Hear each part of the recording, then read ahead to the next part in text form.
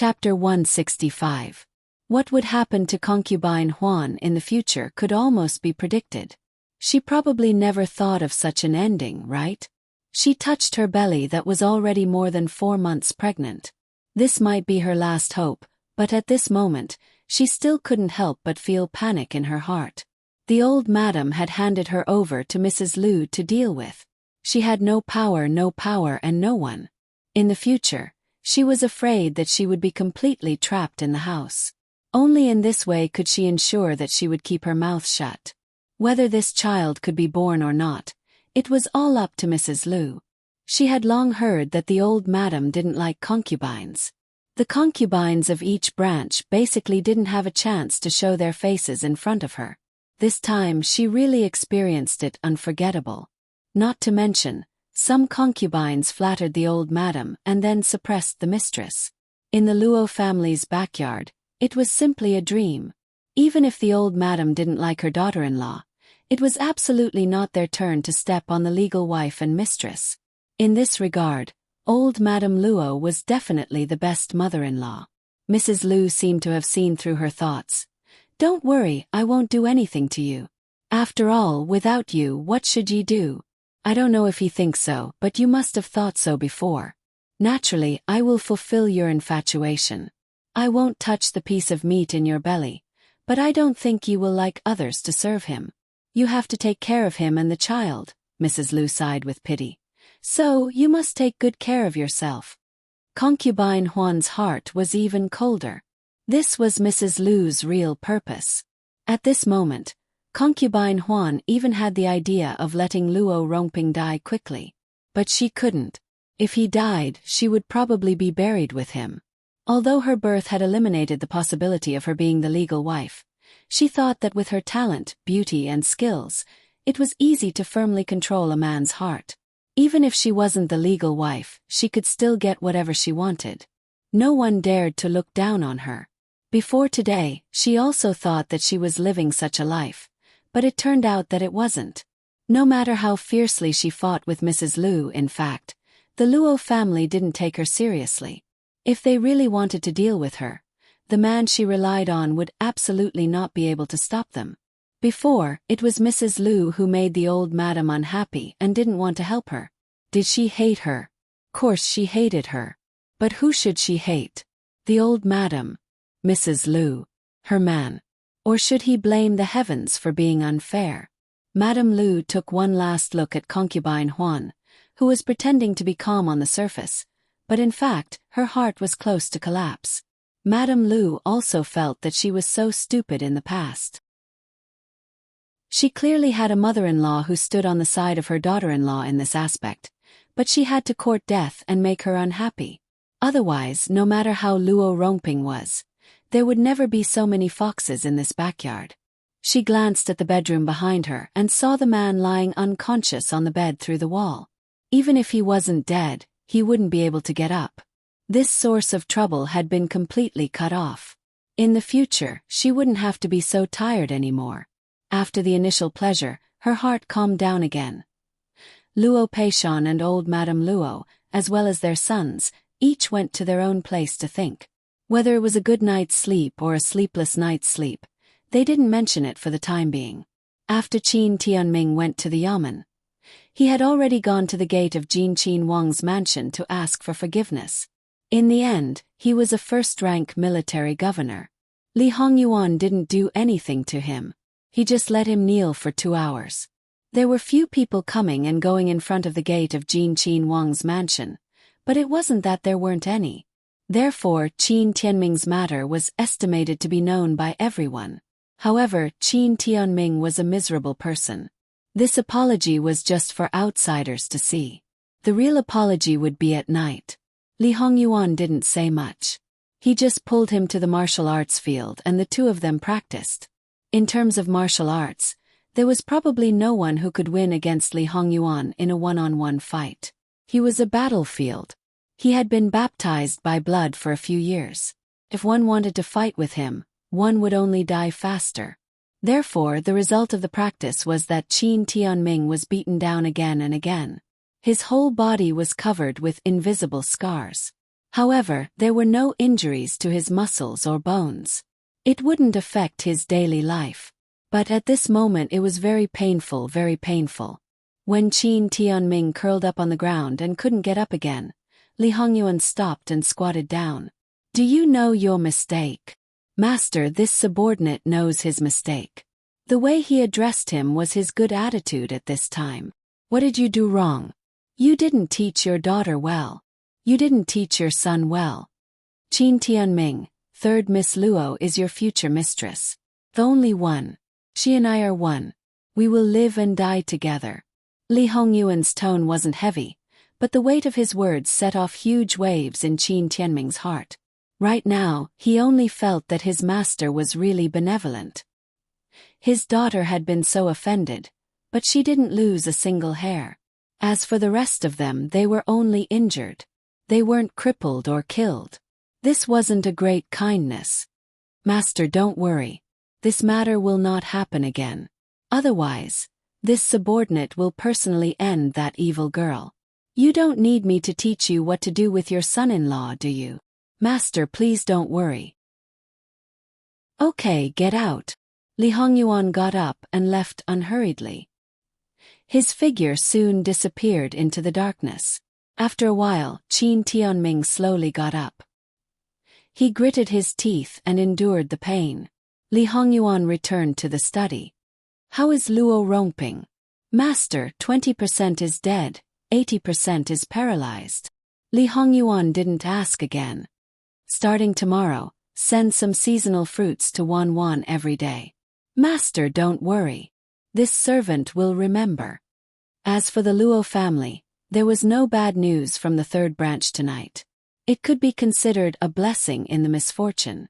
There was no morning court today, so the morning roll call at the yamen could be slightly delayed. Luo Peishan went to the third branch to see Luo Rongping. From the imperial physician who came to check on the situation from time to time all night, he learned that his third son's life was saved. Luo Peishan breathed a sigh of relief. Although this bastard was disobedient and stubborn, he thought that he deserved it. Although he looked incomparably cold on the surface, his heart was still somewhat soft-hearted. Now that things were like this, no one would dislike him and want to punish him or even kill him as an example to others. The Luo family would also not be implicated by him. When Jingwan paid her respects to old Madame Luo, she heard the exact news. In fact, everyone, including the others, had the same thoughts as Luo Peishan. Of course, in fact, most people didn't know the specific situation and only thought that Luo Rongping had an accident. Although this matter could only be treated as an accident because Luo Rongping was still alive, it didn't mean that Luo Peishan's expression was good. It was unknown whether other people knew about this matter, but almost all the people in the Ministry of Personnel knew. When they saw Luo Peishan's gloomy face, they didn't dare to breathe loudly. When they saw him, they hurriedly left after greeting him. As for those who saw him from afar, they directly took a detour, afraid that they would bump into him. This selflessness and iron blood were equally famous. If he caught a person's weakness, even if they didn't die, they would be skinned alive. Prince Rui originally wanted to take this opportunity to comfort Luo Peishan. However, he thought that this old fox would not be so easily deceived. Perhaps he had already suspected him at this time. It was time to go up. If things went wrong, he might think that he was showing off. His previous efforts had failed to soften his attitude, and now it might backfire. Therefore, after a slight hesitation, Prince Rui chose to leave. He didn't know that after he turned around, Luo Peishan's piercing gaze was full of coldness. On the surface, it was indeed treated as an accident, but it didn't mean that he really didn't care at all. That was his son. Even if he was in the wrong, could this group of people wantonly decide his life and death? Before this, it was impossible for him to work for him. After touching his son, they still continued to have such thoughts. Did they really think that he, Luo Peishan, was made of clay? Not long after, Lu Qingdi summoned him. Luo Peishan tidied his clothes and entered the palace with a solemn expression. Lu Qingdi said that he had also just heard the unfortunate news and was grieving. "How is your son?" he asked with concern. "Thank you for your concern, Your Majesty. My son's life is not in danger. It's just that." Luo Peishan's indifferent face flashed with a touch of sorrow. "It's just that I'm afraid that in the future, he will be entangled in bed and won't be able to get up again." Lu Qingdi sighed. Luo Peishan, even if he didn't smile normally, was full of a scholarly aura and didn't make people feel that he was cold. However, today, he was emitting an aura of strangers don't come near. It could be seen that perhaps he was really in extreme pain. However, "Beloved official Luo, how did your son get into this accident? Have you investigated clearly? I'm also confused about this matter. If someone did something, just tell me. I will definitely seek justice for you." "Why do you say that, Your Majesty?" Luo Peishan was slightly puzzled. "My son was an accident. Speaking of it, it's also his fate. If he really wanted to seek justice for him, he should directly hand this matter over to the Supreme Court for a thorough investigation." It could be seen that this matter was really what the emperor in front of him wanted to see. However, there was no other way. He was the emperor and he was the subject. As the saying goes, if the emperor wants the subject to die, the subject has to die. It was easy to deal with other people, but the emperor couldn't find a way to settle accounts with him. Moreover, he wasn't the real culprit. He didn't even add fuel to the fire. He just didn't do anything after knowing that the matter wasn't simple and then hoped that some people would keep quiet. Lu Qingdi was very satisfied with Luo Peishan's tactfulness. He let people reward Luo Rongping with a lot of good medicinal materials and specially allowed the imperial physician to stay in the Luo family for a few more days. On the surface, this matter was covered up like this. Of course, it was only on the surface. At least, Prince Kong was now in a terrible fix. First, he was scolded by the Empress. Although she didn't use a dirty word, her words were all saying that he was an idiot, and a failure. Prince Kong was so angry that his veins were bulging, but he still didn't dare to lose his temper at the Empress. He just explained that he didn't do it. As a result, he was scolded even more miserably by the Empress. If he did it and was caught, at least he was worthy of the name. If he didn't do it and was framed, that was more incompetent and sullen. Speaking of which, Prince Kang's temper was so bad at other times because he was too sullen in front of the Empress. He was bound to get to the bottom of this matter. In addition to wanting to prove himself, he didn't want to take the blame for his sworn enemy. Luo Rongping's fence-sitter behavior naturally angered him. Even if he pushed all the blame to Prince Rui and expressed his loyalty to Prince Kong didn't believe him at all. Thus, he wanted to teach him a lesson and punish him as an example to others. He originally planned to make him fall off his horse, but the key point was that he still let people take action. Then, he gathered the relevant people together for a trial. However, the results made him break out in a cold sweat. These people told him with certainty that they did it because they were instructed by him. But they didn't have any evidence. After all, who would leave evidence for such a sinister thing? Jie Yen received the news from him the night before. Because it was consistent with his previous hints, and the number of people they met was also correct, other than Prince Kong and his confidants, no one else should know about it. Thus, he didn't have any suspicions. Then he stalled for time and aggravated Luo Rongping's injury. This was also part of the plan.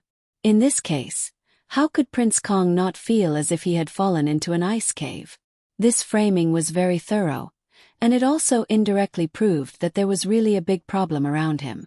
Otherwise, how could the enemy carry out his plan so easily without suspicion? In a flash, Prince Kong became a bird startled by the twang of a bow. It seemed that everyone was suspicious, so he became more and more irritable. Originally, when he learned that Luo Peishan treated it as an accident and didn't want to investigate further as the people involved, they should more or less visit him to express their sincerity. After all, they went back home after the incident, which was very immoral. However, Prince Kong didn't know what was wrong with him. Not only did he not agree to this, but he also brought the matter to Lu Qingdi and asked Lu Qingdi to prove his innocence. In the court, all the civil and military officials were present. Lu Chengdi hinted that this matter was an accident and stopped here, but Prince Kong didn't seem to understand and told him that he was wronged in a tearful voice. Lu Chengdi was so angry that he wanted to strangle him to death.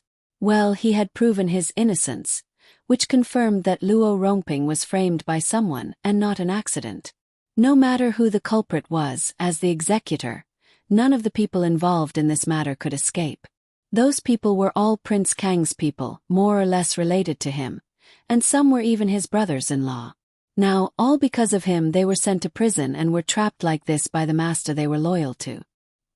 He reckoned that Prince Kong would be so angry that he would vomit blood. As for the others, they were afraid that they would have a cold new life. What kind of future would they have if they followed such a person? Even if they risked their lives for him, who knew when he would sell them out? His heart wavered, so he naturally thought about whether he should choose another master. Prince Rue and the others looked at him with vigor. This kind of person, perhaps he didn't need to do anything to be finished. In fact, Prince Rue was still considering whether to let Luo Jingying go home to visit family, but in the end, she was only a concubine. Her status was too low. It should be known that even ordinary concubines didn't have the qualifications to go home to visit family.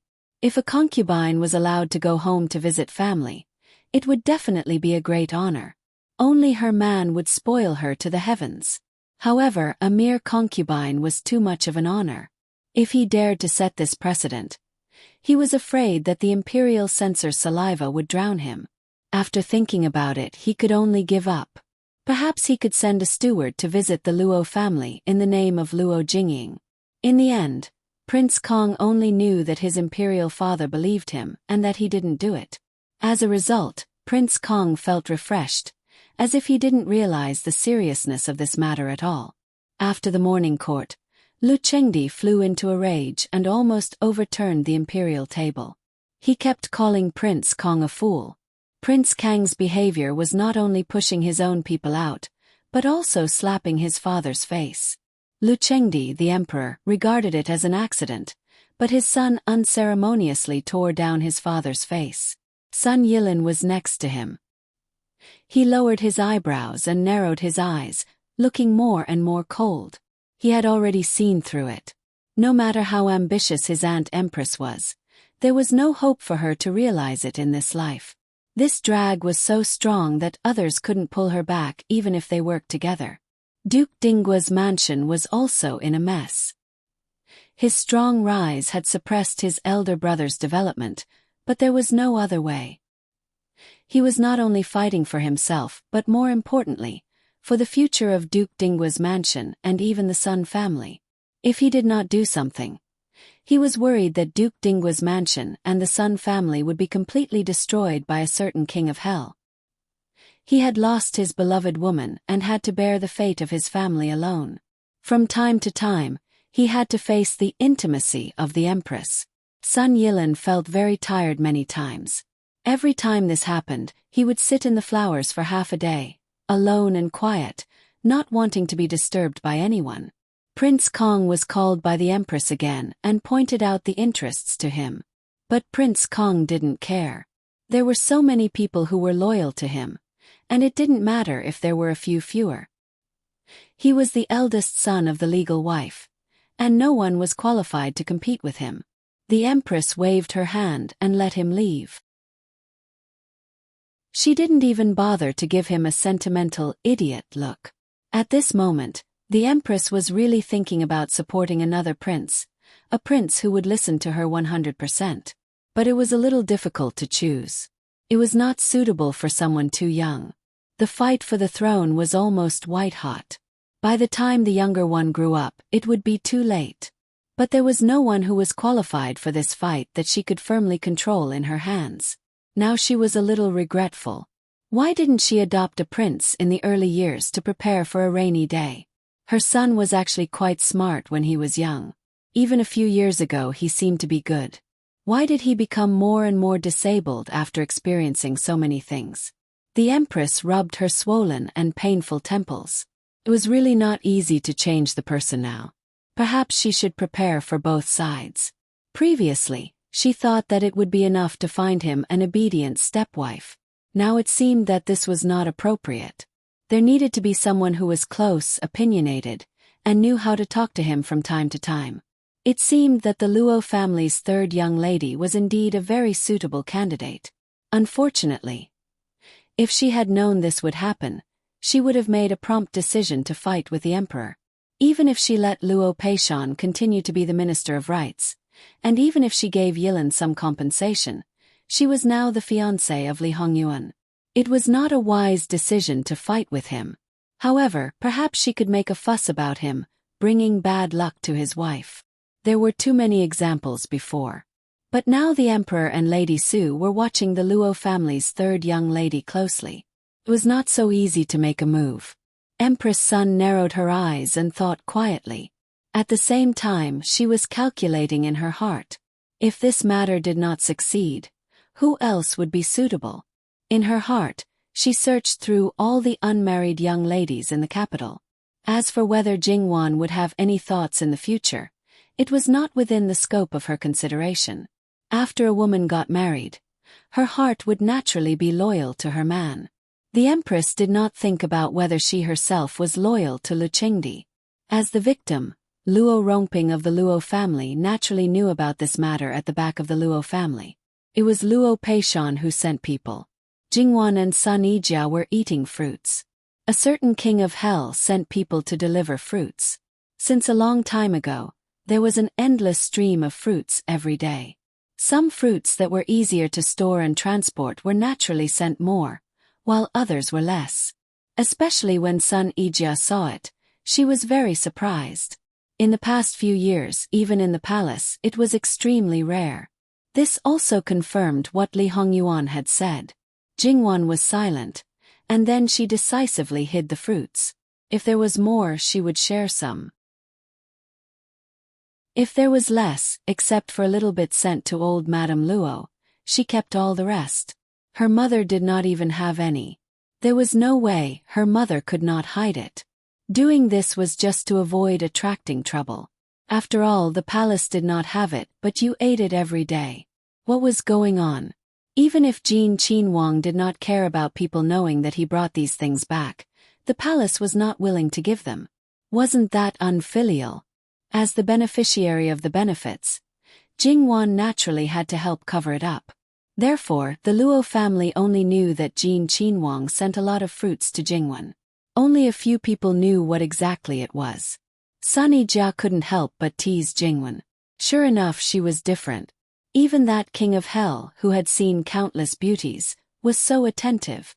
She had never heard of any of the previous fiancés receiving this kind of treatment. Eating can't even block your mouth. Jingwan gave her a sidelong glance. Sun Yijia quickly shut her mouth, because she heard Jingwan say that eating more fruits was good for the baby.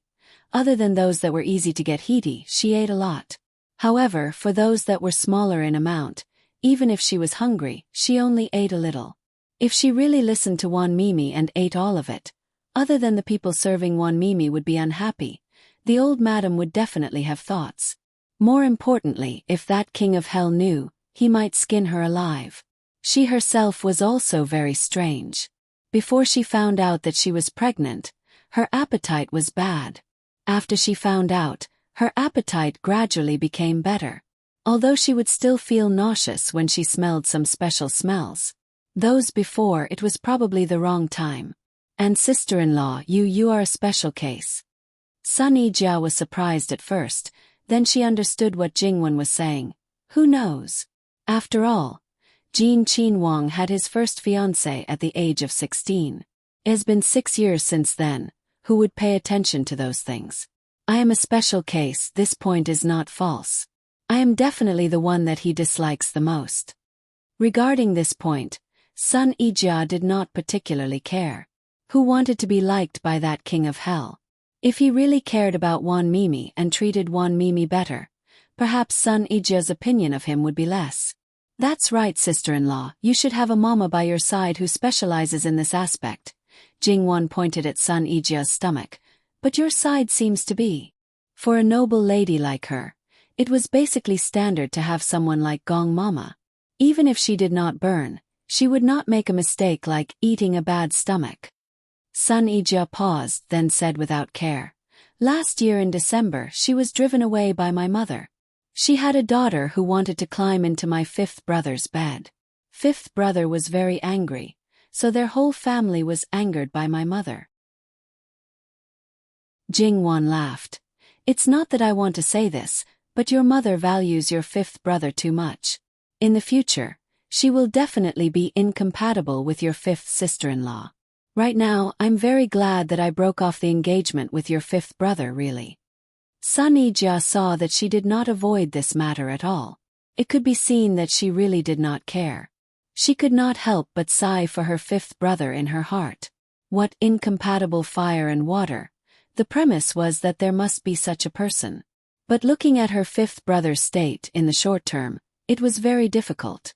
She was even worried that her fifth brother would not be able to walk out of it in this lifetime. "That's right, it's good to break it off. Is it better than marrying into Jean Qin Wang Fu?" Jingwon teased. "Maybe. According to Jean Qin Wang's current attitude, he should not be too cold to you. After you marry, there will be no one above you to suppress you. Even if there are secondary concubines, they will not be able to surpass you. If you want to deal with them, there are many ways. But if you suppress a difficult mother-in-law, you will only be sullen," Sun Ija lightly said. Therefore, the relationship between mother-in-law and daughter-in-law in this ancient era was perhaps even more blood-vomiting than the relationship between the legal wife and the concubine. Not to mention that it was like her previous life, where one wrong move and the mother-in-law and the daughter-in-law would fight. Many times the daughter-in-law would suppress the mother-in-law. Try it here as a daughter-in-law. If she dared to talk back to the mother-in-law, it would probably cause the sky to fall and the earth to sink. "How is your mother?" It's just like that. In any case, her actions are not very nimble. All day long, she is making a fuss about fifth brother marrying a wife. Many of uncles and aunts' family's female cousins have been called over to Ding Gong Fu. You must know in the past my mother simply did not like them. You say, how ironic. As for other things, fifth brother will probably let her do as she pleases. Only when it comes to marrying a wife, I estimate that 3 to 5 years is short. There's nothing wrong with being late. Just like in her previous life, it was normal for men to marry in their 30s. And now is indeed not the right time. Young lady, third young madam, old madam has sent someone over. A servant girl came to report. However, what was more surprising was that the person sent by old Madame Luo was Luo Peishon's personal manservant. Jingwon's heart slightly moved. Is there any new change in third uncle's matter? Thus, that manservant repeated what he had just told old Madame Luo to Jingwon and Sun Ija. After Jingwon finished listening, she gave a reward and sent that manservant away. She was silent for a moment. Sister-in-law, this cousin of yours is actually an expert in placing righteousness before family. There was simply a hole in his brain. There was a saying, do not fear a godlike opponent, but fear a pig-like teammate. And Prince Kong, as the core figure of the faction, was so deceptive. Even a godlike person could be deceived to death by him. If it happened 2 more times, she was afraid that even the most loyal hardcore would abandon him. What's the point of fighting for the throne? He should just wash his neck clean and wait to be slaughtered. Sun Ija was speechless for a long time. He really wasn't this stupid before. Pausing, she seemed to have thought of something. Actually, cousin-in-law is a very smart woman. She is wholeheartedly devoted to Prince Kong. Cousin-in-law is seriously ill. It's not that she didn't work too hard. When you get married in the future, I will properly thank Jean Prince. Jingwon understood in a second. Because he messed up your marriage with Jean Prince? Actually, listening to how she addressed Prince Kong and Prince Kong Qin Wang Fei, one could know how she felt about these 2 people. Sun Ija nonchalantly made an sound. If he can treat you well, I will be even more grateful to him. It wouldn't be a problem to set up a long life memorial tablet for him. What nonsense are you saying? Jingwon didn't know whether to laugh or cry.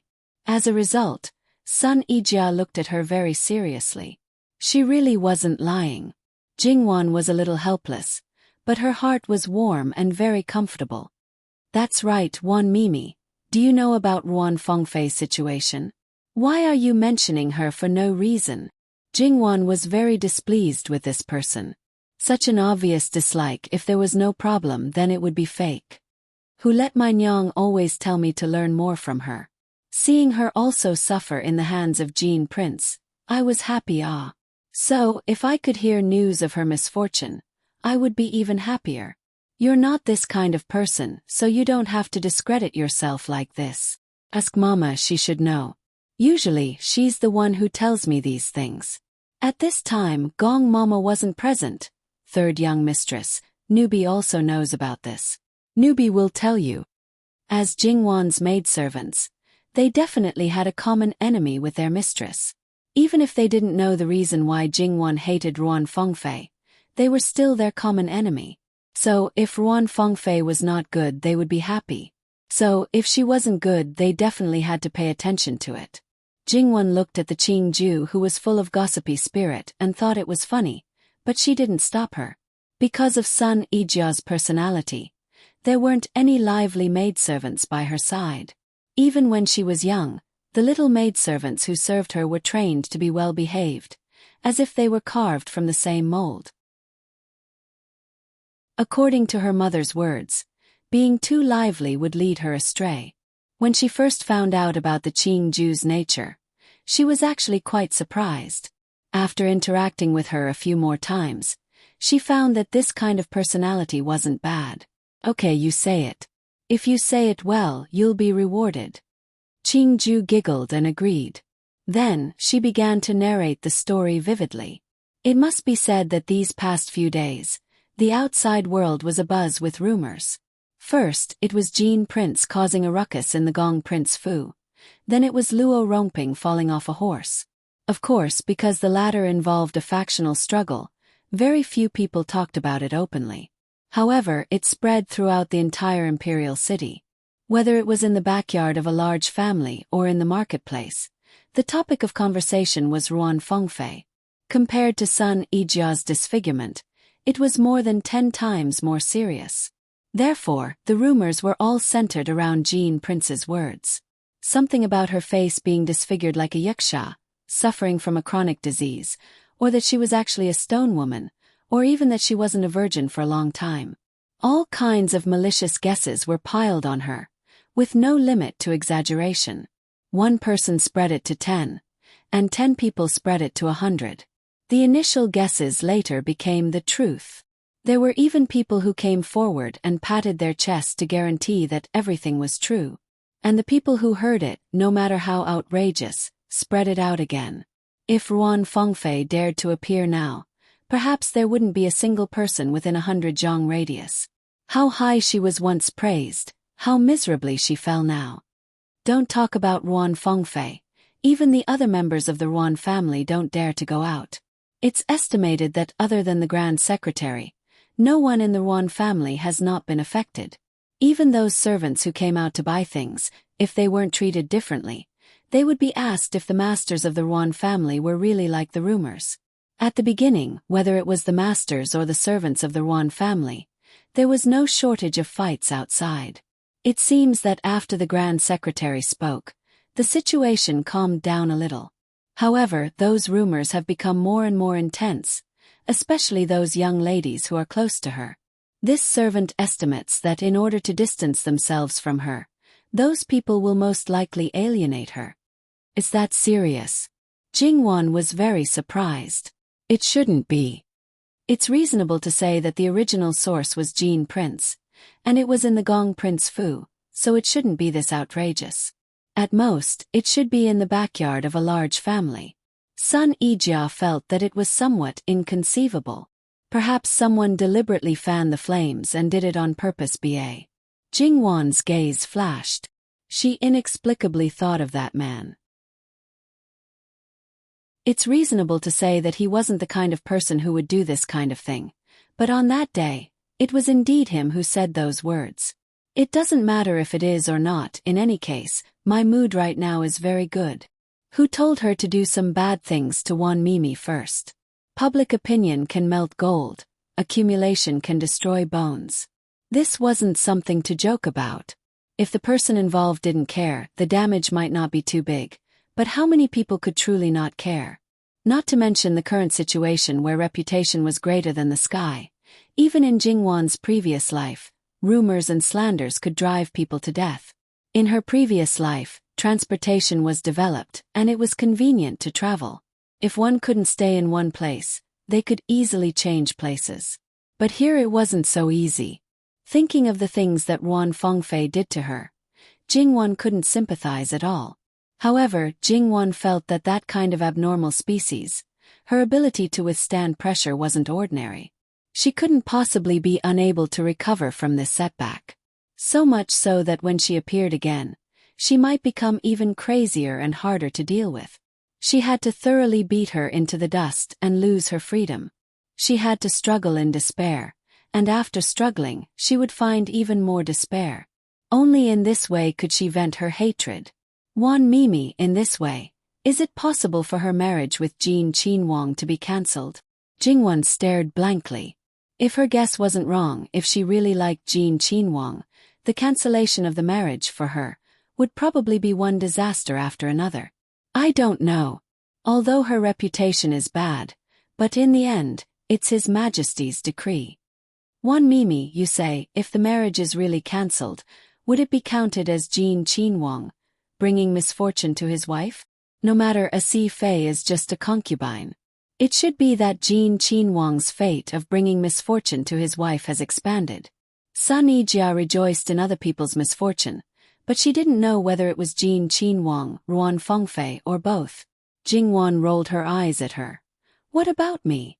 Is sister-in-law cursing me? How can you be the same as them? You are great Master Liao Chen's 8 characters, a match made in heaven. It shows that he can't bring misfortune to you. It's best if he brings misfortune to all the women close to him except for you. Then he can only have you. Sun Yijia felt that her idea was very wonderful. Then Wan Mimi could also be a pair for a lifetime. https://www.bicken.com/11/11807/6653149. HTML chapter error. Click here to report. Registration is not required. We will deal with it as soon as possible. After reporting, please wait patiently and refresh the page. Please remember the domain name of this book. www.bicken.com. Bikugo mobile reading website. Bicken.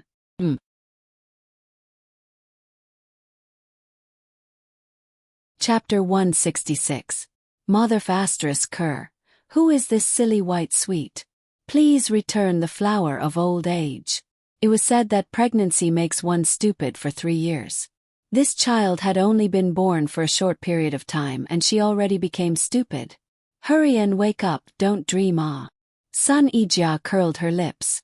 She also knew that she was indulging in fantasy. He kept a courtyard full of beauties, weren't they all fine and dandy?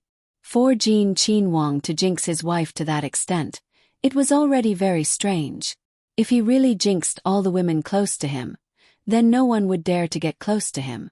She reckoned that even the emperor would suspect that there was a problem with his son. Don't talk about this anymore, it's so boring. Sun Yijia continued to eat. The weather is getting hotter. According to the usual practice, starting next month, the emperor will go to Chengde Palace to avoid the summer heat. Grandfather will definitely be named by the emperor to accompany him. Grandmother will most likely also follow, so you can't run away. I don't know if I should go or not. Course I should go. I heard that pregnancy is very difficult. Naturally I should do whatever is comfortable. The palace is only so big. It's all for the emperor's concubines and the princes to live in. The other courtyards of the court officials are all built around the palace. The place is naturally much smaller than the residences in the capital. If more people go, I reckon that they won't be able to live in it. Moreover, the other courtyards of each family are close to each other. When you go out you can see each other. This will cause more troubles. Sun Yijia spoke from experience. In the past, when she wasn't married, she didn't have the patience to deal with them. Now that she was married, she would definitely be in contact with those who were also married. Those who were the same age as her, as well as those who were older by a few years. There were many old acquaintances, so it would definitely be noisy. Jingwan thought about it. It was indeed so. The closer they lived, the more lively it would be. The women in the inner courtyards of large families were originally bored to the extreme. Even if there was nothing, they would still be able to stir up some trouble.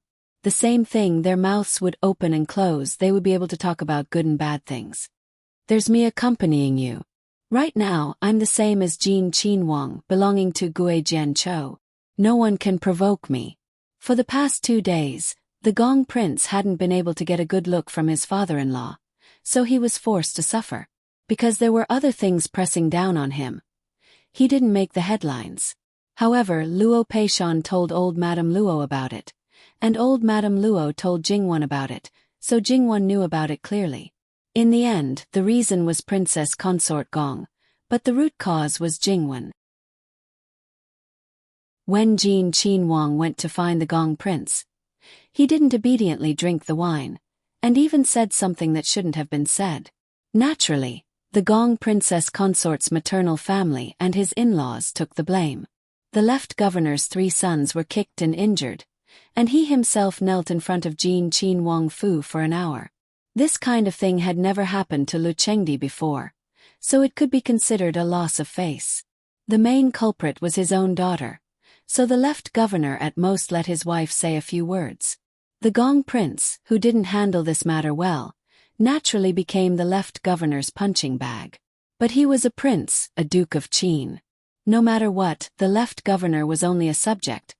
He couldn't do anything substantial, so he just gave a cold face and gave a cold war. Due to his status, the Gong Prince's words and actions would definitely not be subservient. The more the left governor scrupulously abided by his duties as a subject, the further the distance between them got. But he was the person that the Gong Prince relied on the most, so he vomited to death and hated him to death. The so-called clay figurines still had 3 points of temper. Usually, the Gong Princess Consort was fine and indulgent, but now her father was giving her such a hard time, so naturally he took his anger out on her. Almost every day, the Gong Princess Consort was unreasonable as usual, laying her hands on those beauties, but for the first time, she was reprimanded by the Gong Prince, vixen, jealous, losing face for him. At that moment, the Gong Princess Consort felt that it was inconceivable. She quarreled with the Gong Prince, but in the end, with a slap, she completely stopped. It was as if the sky had collapsed and the earth had sunk. The Gong Princess Consort cried as she returned to the champion Marquis Fu. Although her grandfather was the champion Marquis, her father held the right to speak. Her mother felt sorry for her, but Qin Tianming was a military general. He wouldn't fall for her crying, throwing a tantrum, and threatening to hang herself. So what if she was the Gong Princess Consort in his territory? She was only his daughter. Even if she turned into a dragon, she had to coil up. Even if she turned into a tiger, she had to lie down. As a result, the Gong Princess Consort, who had been arrogant for several years, suffered 2 heavy blows on the same day. In an instant, she was like a flower in full bloom that lost its moisture, wilting. In the end, she was the Gong Princess Consort, different from the average daughter-in-law. She couldn't stay in her maternal home for too long. Even if she stayed for a night, she was afraid that the next day, she would be reprimanded by the Empress. Therefore, the Gong Princess Consort's honor guard came in the same way, and she returned. Whether it was a respectful welcome or a respectful farewell, the champion Marquis Fu's etiquette was complete. However, the Gong Princess Consort on the carriage didn't have the slightest sense of superiority. Because she had personally experienced that all of her honor and glory really originated from her father. She had always denied this point, thinking that others were jealous that she was able to obtain all of her husband's favor. Even without her father, her husband would still treat her the same. This time, she had truly awakened from her beautiful dream. The feeling of falling from the clouds to the dust was always the ultimate pain. Was it hate? Definitely. But she didn't dare to retaliate against Jingwan. It was only because of the words that she, Qin Tianming, had said to her. If he angered the living king of hell, he could really do anything. If he killed her old man in a fit of anger, even if it was a felony to kill a first-rank official for no reason, could the emperor kill his own son to make up for the official's life? At most, it would only be a demotion. According to the emperor's favor towards Jin Qinhuang, it might only be a small punishment, but her old man's life would truly be gone. Without the left governor, the champion Marquis Fu could only wait to be divided up. She didn't have her father, so she could only wait to be given the cold shoulder, or even be removed from the court. Therefore she, Tang's Qin Wang Fei, couldn't do anything to a female official, so she felt vexed and aggrieved. Not only that, no matter how much the Gong Qin Wang Fei pretended, it was not as glorious as before. Naturally, she would be ridiculed and squeezed out by her sisters-in-law. There was nothing more vexing than this. Luo Jingwan was a god of plague. If she couldn't provoke him, then she could only hide. What Jingwan knew, Sun Yijia naturally also knew. She looked at her with a smile that wasn't a smile. Looking at Wan Mimi's meaning, it seems that you are quite honored? That's right. Jingwan nodded in agreement. Your skin is getting thicker as you age. If being thick-skinned can prevent yourself from getting hurt, then being thicker is also okay. Just like Jin Qin Wang Li Hongyuan, if his skin wasn't thick, would he start eating meat while hugging his fiancée? Definitely not. Alright, Sun Yijia was defeated by Jingwan's reasoning, but please, that was for outsiders, okay? Alright, Gue Jianqiu, can you still accompany me all the time? You used to be grandmother's intimate little cotton-padded jacket. If you spend all the time on me, grandmother will definitely be jealous. Then wouldn't my sin be big? Then it's even simpler. Without me, isn't there still my Sanji? Your Sanji is a big man. It's even more impossible for him to revolve around me. How would that look? You don't need to accompany me all the time. You only need to appear at the right time. Then the effect of abusing dogs will be good. Sun Yijia was a bit confused. She could understand every word that Wan Mimi said, but she didn't understand when they were put together. Abusing dogs. What did it have to do with dogs? Jingwan didn't need to look to know what Sun Yijia was thinking. This wasn't a generation gap, but a generation gap separated by time and space. Thinking about it, sometimes it seemed quite lonely. Alright, Jingwan was a little sad. She slowly peeled the lychee shell. It was more interesting to eat these things by herself. In her own territory, she didn't need to care about her appearance. Well, to put it bluntly, it's just showing off. It's boring to show off clothes and jewelry. If you want to show off your husband. Words don't count. You have to let others see that your husband is not pretentious and not hypocritical. You have to show them that your husband truly cares about you. Only then will people be envious and jealous. No matter how much jealousy others have and say, you will only feel more comfortable. Yes, that was it. Among those noble people, no matter how good something was, it couldn't compare to a good husband. Sun Yijia understood what Jingwan meant. Wan Mimi was indeed full of bad ideas, but she also liked it very much. As for abusing dogs, she roughly understood. But wasn't it bad to compare those people to dogs? Forget it anyway, outsiders couldn't hear it. If Wan Mimi said that they were dogs, then they were dogs. Young lady, second young lady and young master are here. Second older sister has come back from worshipping the ancestors. On the day Luo Rongping was injured, she sent a letter to Luo Jingqiang. However, it was said that the husband and wife had returned to the old residence to worship the ancestors. Fortunately, it wasn't too far away. A round trip would only take a few days. In addition, Luo Rongping's specific condition was not confirmed, so she didn't anxiously send someone to send a letter to ask her to hurry back. However, her sister was here. Why did she bring her husband?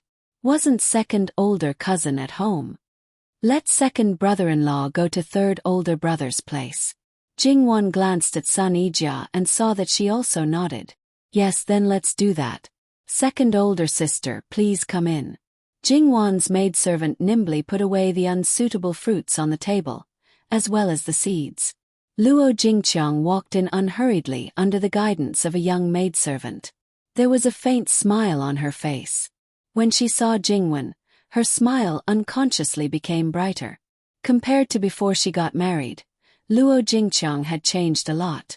It was obvious that she was living a good life in her husband's family. Second older sister, come and sit.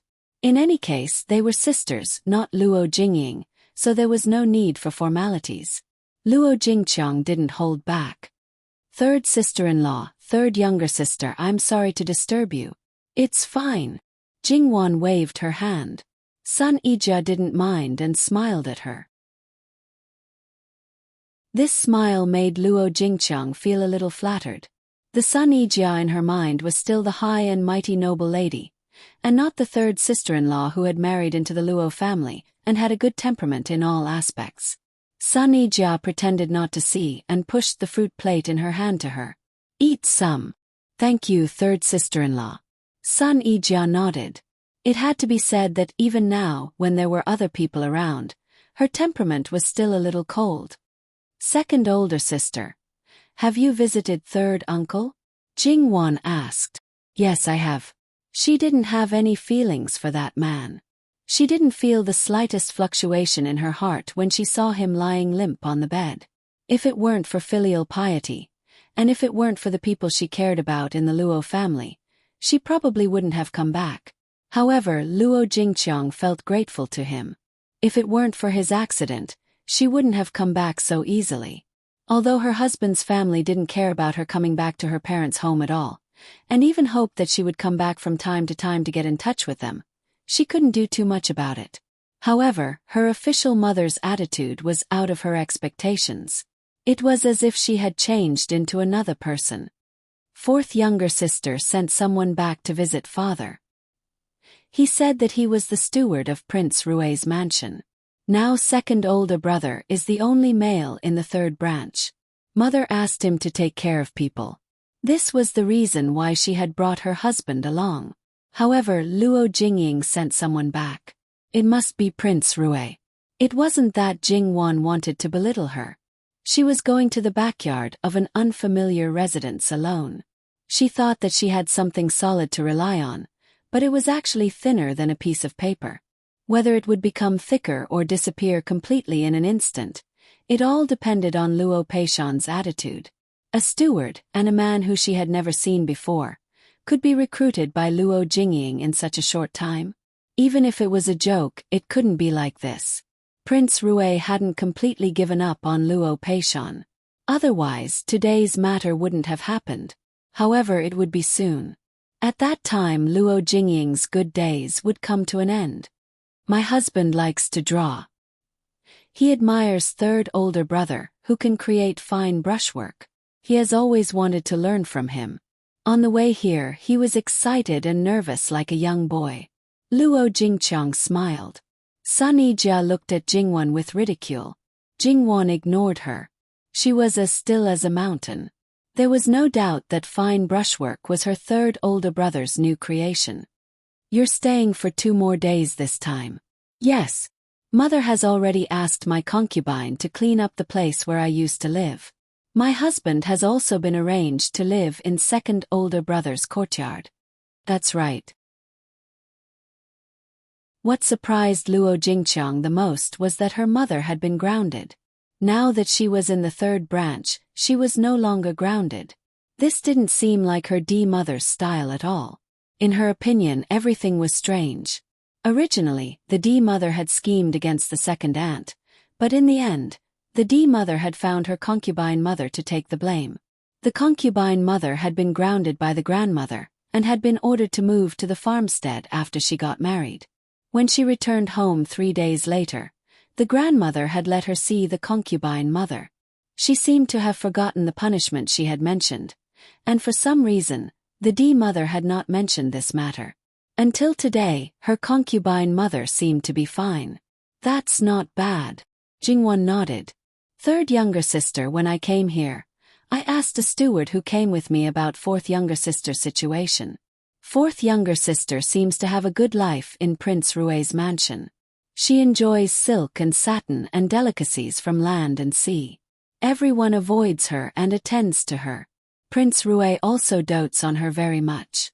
From the moment she entered the mansion until now, it seems that he has spent more than half of his days in her place.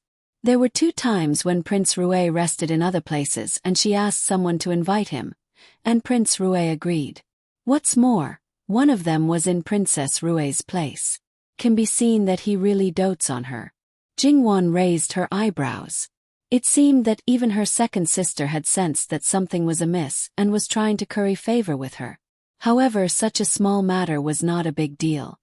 Fourth sister is not lacking in talent and beauty. It is not surprising that Prince Rue dotes on you. However, Luo Jingying had always believed that Prince Rue loved her. Now, she was even more dizzy and forgetful. She dared to snatch someone from Princess Rue's hands. Jingwan had to praise her. She really had guts. However, Prince Rue also worked hard. In order to achieve his goal, he could be regarded as a different kind of real man. It was said that one should think twice before acting. No matter what one did, it was best to leave a way out for oneself. Did Luo Jingying not think that even if Prince Rue really liked her, could this love last a lifetime? She even offended Princess Rue. Madame Lu had taught her a lot. She couldn't be so stupid, right?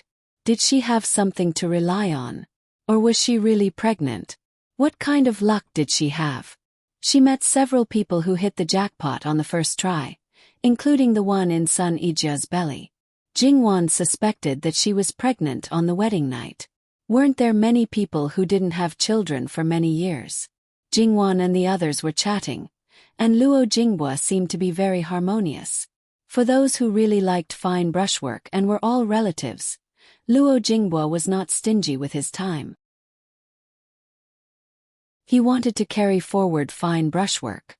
Even if he couldn't let the world know that it was actually his younger sister's new creation, he hoped that his younger sister could see the world's admiration for fine brushwork. That was the glory that belonged to his younger sister. Although Prince Kong tried his best to prove his innocence, in the end, all the evidence still pointed to him, including the people who were detained. They probably really wanted to eat Prince Kong alive. Instead, they insisted that they were following his orders. Everything was said with certainty, and they even took out evidence that Prince Kong himself didn't know. Prince Kong was suddenly stunned. He didn't expect such a result. Originally, many people suspected that he didn't do it, but now more people believed him. And those who still didn't believe it looked like it had nothing to do with them. In fact, it wasn't that no one expected this result, but Prince Kong didn't do it properly. Who could he blame for shooting himself in the foot? Prince Kong flew into a rage like a furious beast. He cursed that a group of dogs dared to betray him. He didn't know how many officials who were loyal to him were bitterly disappointed. In order to let him ascend the throne, it could be said that they put in a lot of effort, but they didn't expect that in his eyes. They were a group of dogs that he could order to come and go as he pleased. However, he was just one of many princes. He thought that because he was the eldest son of the first wife, he took the throne for granted. Others scrambled for it because they were ambitious. Think about it. In history, how many of the sons who finally sat on the throne were the sons of the first wife, and how many were the eldest sons? Lu Chengdi was so angry with Prince Kong that his veins were bulging. He picked up something and smashed it down. When Prince Kong saw a black shadow flying over, he subconsciously raised his hand. Then that thing hit the ground with a bang and broke into pieces. When he took a closer look, it turned out to be a seal. Fortunately, it was only Lu Chengdi's private seal. If it was the Imperial Jade seal, it would be a big joke. Prince Kong finally calmed down a little. When he saw the furious Emperor Lu Chengdi, his legs went soft and he swallowed his saliva. "Father, please believe me. I was really wronged. They framed me." Lu Chengdi looked at him coldly. Li Hongyi framed a court official. He will be fined 1 year's salary. From now on, he will be suspended from all duties. Go back to the mansion and reflect on his mistakes. He is not allowed to take half a step out of the mansion without being summoned. If he violates this order, he will be stripped of his title and demoted to a commoner. This time Prince Kang's mind really went blank. Took him a long time to recover. Come on, drag this evil creature out and expel him from the palace immediately. The commander of the Imperial Guards personally led his men into the room and carried Prince Kong out. Father, I'm really wronged. Believe me, I really didn't do anything. Unfortunately, no matter how he screamed, Lu Chengdi was indifferent. Li Hongming, it's you, isn't it? It must be you who framed me. You despicable man, do you think you can get away with it? I tell you, don't even think about it. Li Hongming, wait for me. I will never let you go. Prince Rue lowered his eyebrows and narrowed his eyes, indifferent. And Lu Chengdi, who was in a rage, didn't dare to stroke his beard. Empress son. They thought that this matter was over, but Lu Chengdi opened his mouth again. This time, his words were enough to scare them out of their wits. Without waiting for him to continue, a group of people led by Ruan Ruizhong, the Prime Minister of the Cabinet, immediately stepped forward. They couldn't let Lu Chengdi finish his sentence. After all, he had just attacked Prince Kong, and then he mentioned his mother. It was obvious that it was not something good. Empress Sun was virtuous and virtuous. She had been careful and conscientious in managing the imperial harem for many years. She didn't make a big mistake. If she spoke without thinking and said something she shouldn't, it would be too late for regrets. Even Prince Rue didn't want to involve the Empress in this matter. Although he wanted to be the legitimate son, and noble consort Su wanted to be the Empress, this matter was not so simple. It involved too many people. If the Empress really fell, many people would be implicated. Noble consort Su would bear the brunt of everyone's attack. The imperial court was already unstable. If there was a bloody battle in the imperial harem, it would be really. Therefore, Prince Rue stepped out without hesitation. Lu Chengdi breathed a sigh of relief. He wasn't disappointed after all. However, Empress Sun didn't teach her son well. She is ordered to kneel in the ancestral temple for 2 hours to reflect on herself. She will stay in the imperial harem during the summer holiday next month. Everyone breathed a sigh of relief. Fortunately, after dealing with this matter, Lu Chengdi took out a secret memorial and passed it to the officials to read. The western border is very important to the Qi Yuan. I believe everyone knows that although this matter didn't happen at an important pass, if it isn't handled well, it will cause a very bad impact and even affect the safety of the border. Therefore, I want to send an imperial envoy to investigate this matter immediately and make appropriate arrangements. As soon as he said this, many people stepped out to ask for the order. There were civil and military officials. If this matter was handled well, it would be a great merit. Even the princes didn't want to miss it. As for the origin of this memorial, no one looked into it because it wasn't the first time it appeared. At the same time, no one questioned the contents of the memorial. As a candidate for the imperial envoy, I have already made my decision. Old Joe, you've been in the imperial harem for a long time. This time I'm sending you to train and don't let me down. He was only 17 years old. In the imperial harem, he had been divided by his elder brothers.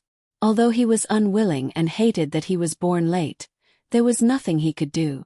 Although he had sided with the Empress on the surface, he still couldn't calm down. He wanted to make a good achievement and impress his father.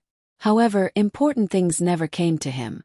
Naturally, he couldn't touch the important things. He always came in contact with the minor details. This time he was eager to fight for it. However, he didn't have much hope.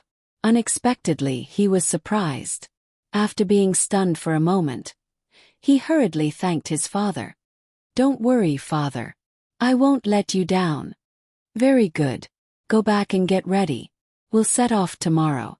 As for the entourage, Minister Luo, do you have a suitable candidate in mind? After all, this wasn't a small matter. Naturally, it was impossible to leave it to a greenhorn. In fact, the entourage was the key. Luo Peishan was the minister of the Ministry of Personnel.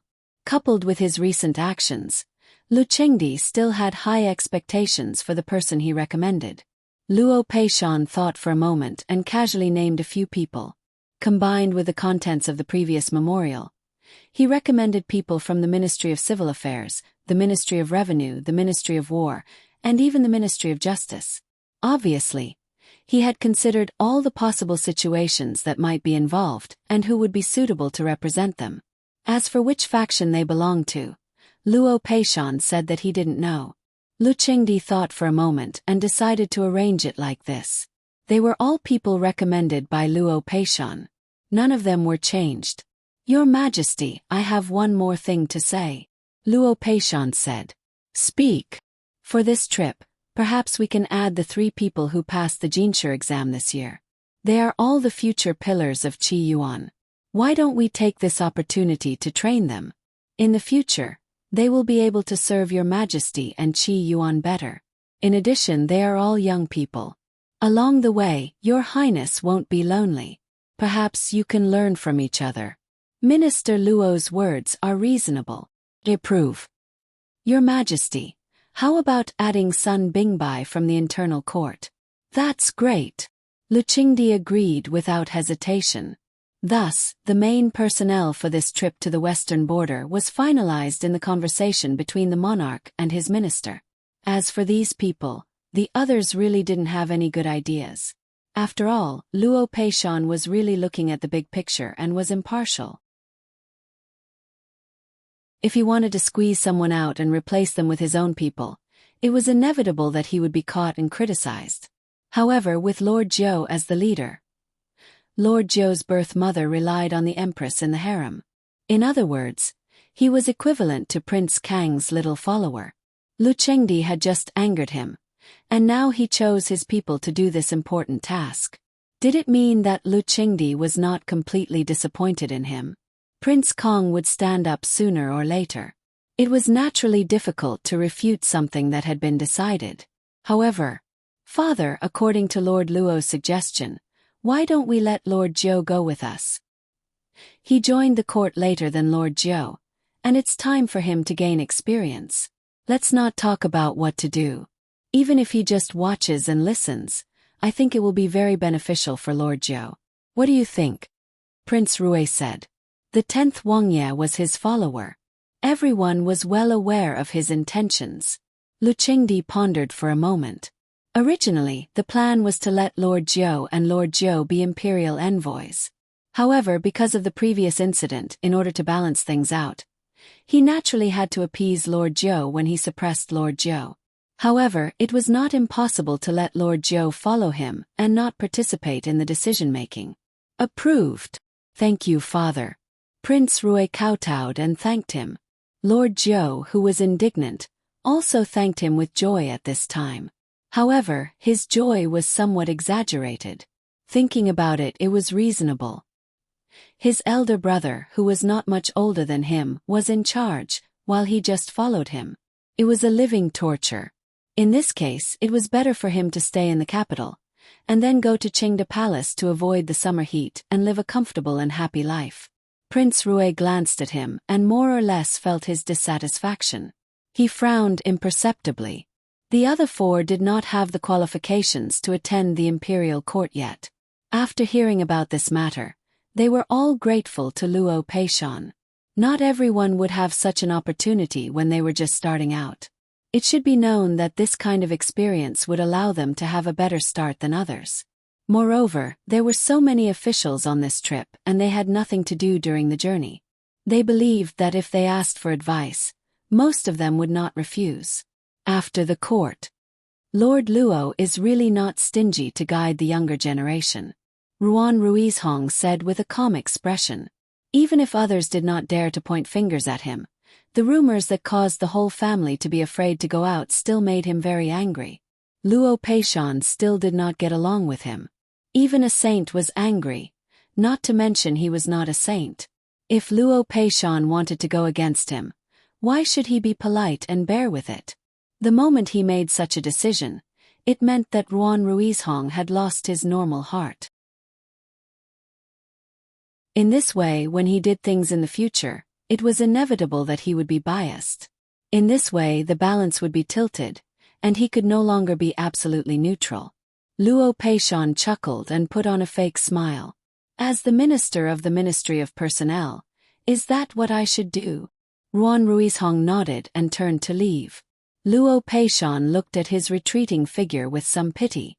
If a person like you one day found out that you were treated like a fool, kept in the dark and played by the people you trusted and loved dearly, how would you react? Perhaps, when you were thinking wholeheartedly for them, they were actually laughing at you in their hearts and treating you like a clown. How sad would that be? After Li Hongyuan saw the list of people on this trip to the west, although most of the people were different from the people in his previous life, it did not exceed his expectations. However, after seeing Sun Yilin and Chen Jingmin's names, he laughed coldly. To put it nicely, he was guiding the younger generation, but he still felt guilty toward these two people. The other two were just incidental. This old fox was not really that selfless. This favor had allowed him to pick up 100%. This time there was only one imperial envoy. Without Old Tenth to oppose him, Old Ninth should listen to his advice and handle this matter well. Li Hongyi's stupidity could be considered as doing a good thing. He did not need to worry about the aftermath. After reading the list, he threw it aside and did not ask about it anymore. Anyway, he did not completely ignore it. If there was an unexpected situation, the people on the other side would definitely send news. Now, he should think about how to pull Wan Wan into his arms when he arrived at the temporary imperial residence. In the temporary imperial residence, they lived relatively close to each other. However, because it was crowded, it also meant that there were many eyes. However, at that time there would be all kinds of banquets, poetry banquets, flower banquets, and even wine banquets every day. It would be easy to fish in troubled waters. Mu'an, how are the preparations at the temporary imperial residence? In reply to Master, this servant personally watched everyone arrange one by one. You can rest assured that nothing will go wrong. That was the Master's pleasure nest. This year, there was a high chance that the future female master would also go there. Naturally, he did not dare to have the slightest neglect. Eunuch Mu lowered his head for a long time and did not wait for his master's response. He slightly raised his head and took a look. The beauty was lying on the couch with her eyes closed. She seemed to be asleep. His master with his eyes closed was always more harmless than with his eyes open. However, even so, Eunuch Mu did not dare to take another look. Tian-er did not need to be covered with a quilt in this state. After thinking about it, he personally took the fan and moved closer to her. Gently, with a rhythm that was neither fast nor slow, he fanned her again and again. 2 days after the people going to the west were ready to set off, the list of people going to the temporary imperial residence for the summer was also released. As for the candidate to stay in the capital to supervise the country, it was really unexpected. It was the 7th prince, who had no sense of existence. He was 2 years younger than Li Hongyuan. He was not picky in his work and was always able to complete the tasks given to him. Except for some things that had already been decided by objective conditions, the things that needed his subjective participation were basically just passable, and the results were mediocre. His biological mother was just a palace maid who died early. However, at that time he was already 6 years old. Lu Chengdi did not give him to other concubines to raise, and he was raised by a group of palace maids. Perhaps because he had no one to rely on, he was not bullied or embarrassed. This time he was asked to stay and supervise the country for 2 months. It could only be said that misfortune and fortune came hand in hand. After all, Prince Rui thought that after Li Hongyi was gone, he would definitely be the one to supervise the country. As for the Gong Prince, before his eldest brother was taken away, he shouted that it was the 3rd prince who harmed him. Regardless of whether it was true or not, Imperial Father would not let him supervise the country. Then, the possibility of it being him was very high. Li Hongyuan and the sickly 5th prince were definitely not considered, and from the start no one thought about the 7th prince. Most likely it was either the 3rd prince or the 4th prince or both. Hey, who knows, it was not even one. In Li Hongyuan's previous life, there was no Luo Rongping incident, so Li Hongyi was not grounded, but the one to supervise the country was still the seventh prince. In addition, of the 4 cabinet elders, except for the Grand Secretary, the other 3 were left to assist the seventh prince. This point was consistent. In his previous life, these 2 months in the capital were peaceful, but this time it might not be so. After all, there was still Li Hongyi in the capital. Even if he was grounded, not allowed to take half a step out of the palace, don't forget, the Empress was also staying in the palace. If she wanted to do something, it was very likely that she would not be discovered. This made people look forward to it. Of course, Li Hongyuan was also waiting for this opportunity to thoroughly deal with Ruan Fengfei. With his quasi-concubine title, it was really an incomparable eyesore. On the last 2 days of the 5th month, headed by Lu Qingdi's ceremonial guards, a fleet of carriages with no end in sight majestically left the capital. Digression. https://www.bicken.com/11/11807/6653152 HTML chapter error. Click here to report, no registration required. We will deal with it as soon as possible. After reporting, please wait patiently and refresh the page. Please remember the domain name of this book.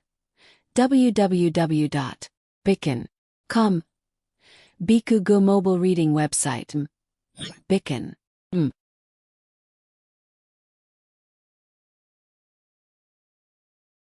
Chapter 167. Qingda Summer Palace was not far from the capital, about 200 miles away. However, because of the slow speed, it would take 2 or 3 days or even longer to get there. In such weather, it must be uncomfortable to sleep in the open. However, this group of people were either members of the royal family or high-ranking officials and nobles. With a group of people serving them, they could even bathe 8 times a day properly, let alone eat, drink, go to the toilet and sleep. Of course, this was just a saying. Even the king of hell would not be so crazy. Compared with when they were at home, everything was about the same. However, this was only Jingwan's thought. Along the way, there were all kinds of complaints. Fortunately, a lot of things had been taken away by the servants in advance to thoroughly clean up the residents of the summer palace. At the same time, everything had been settled. Otherwise, it would have been even more infuriating. This time, the masters of the Luo family who went to Qingda Summer Palace for the summer could be counted with one hand. In the first branch, because little Wang was about to give birth, Wang naturally could not leave. Her husband, Luo Rongwen, was an official, so he was not in the entourage. Luo Rongwei was also on an errand at present, needless to say, Luo Rongping. With his condition, it was better for him to stay at home. Nominally, Lu had to take care of him. The one who was relatively free was Luo Rongyan, who had a nominal position. However, he seemed to be stimulated and now began to work hard. Even if he did not like those things in the officialdom, he forced himself to slowly accept them. Like Zhang, Madame Wu was reluctant to leave her husband. Therefore, the 8 people of their generation did not go. Naturally, Madame Luo and the concubines and so on were even less likely to have a chance. As for the younger generation, except for Jingwan and Luo Jinghua, the others did not go. The reason was very simple. Their parents did not go. If they went, wouldn't the old madam take care of them? Madame Luo's health looked good. However, after Luo Peishan learned that he almost died a few years ago, he did not dare to let her tire herself out. Therefore, except for those who did not need to worry, everyone stayed at home obediently. The only ones who did not need to worry and could leave at all were Jingwan, Luo Jinghua, and Sun Yijia. Although Madame Luo did not say anything, it was not bad. Therefore, along the way, the Luo family could be said to be the most easygoing family. Although Jingwan tried her best to integrate into this world and did not need to look at the people under the feudal imperial society as equals, most of the time, she still tried her best to be considerate of the people who served her. If the people who served them worked hard, then the servants who served them must work even harder. Even at the moment, whether they were served or served, Their status had already determined everything. If they were taken for granted, Jingwan still could not completely synchronize with their thoughts. Jingwan had been by Madame Luo's side for so many years. Madame Luo was more or less influenced by Jingwan. She did not deliberately do anything and acted naturally. It seemed that when she saw too many people wandering around in front of her, she became more annoyed and irritable. Sun Yijia had been with Jingwan for a long time and was also imperceptibly influenced. Therefore, while the servants of other families were busy with work, the Luo family section was much quieter. The servants even had time to stay in the carriage to enjoy the cool air and chat with each other. Even if they had something to do, there was no sign of them being in a hurry. Sun Yijia's servant girls gathered together with Jingwan. "Third young lady has always been like this?" they asked curiously. She did not quite understand what they meant. Therefore, the other party pointed to the family behind the Luo family. The carriages were moving forward, but the servants had to run in front and back. Their clothes had long been soaked in sweat. The status of the servants in charge of running was relatively low among the servants. They looked like they were mostly 12 or 13 years old. Jingwan's servant girls could not help but laugh. "Our young lady has always been very good. She has a good temper and is generous to us. She never loses her temper. Even to us as servants, she is very considerate. If there is a small illness or pain, she will give us leave. Usually, she will also say that we will take turns to take leave. I think there is no master better to serve than our young lady." They had always known this, but they had never experienced it more deeply than now. Hearing their words, Sun Yijia's servant girls were a little envious. However, their young lady was actually very good, and now there was a tendency for her to be closer to third young lady. It was their blessing to be able to serve such a master. However, a certain mama who also happened to hear these words thought more.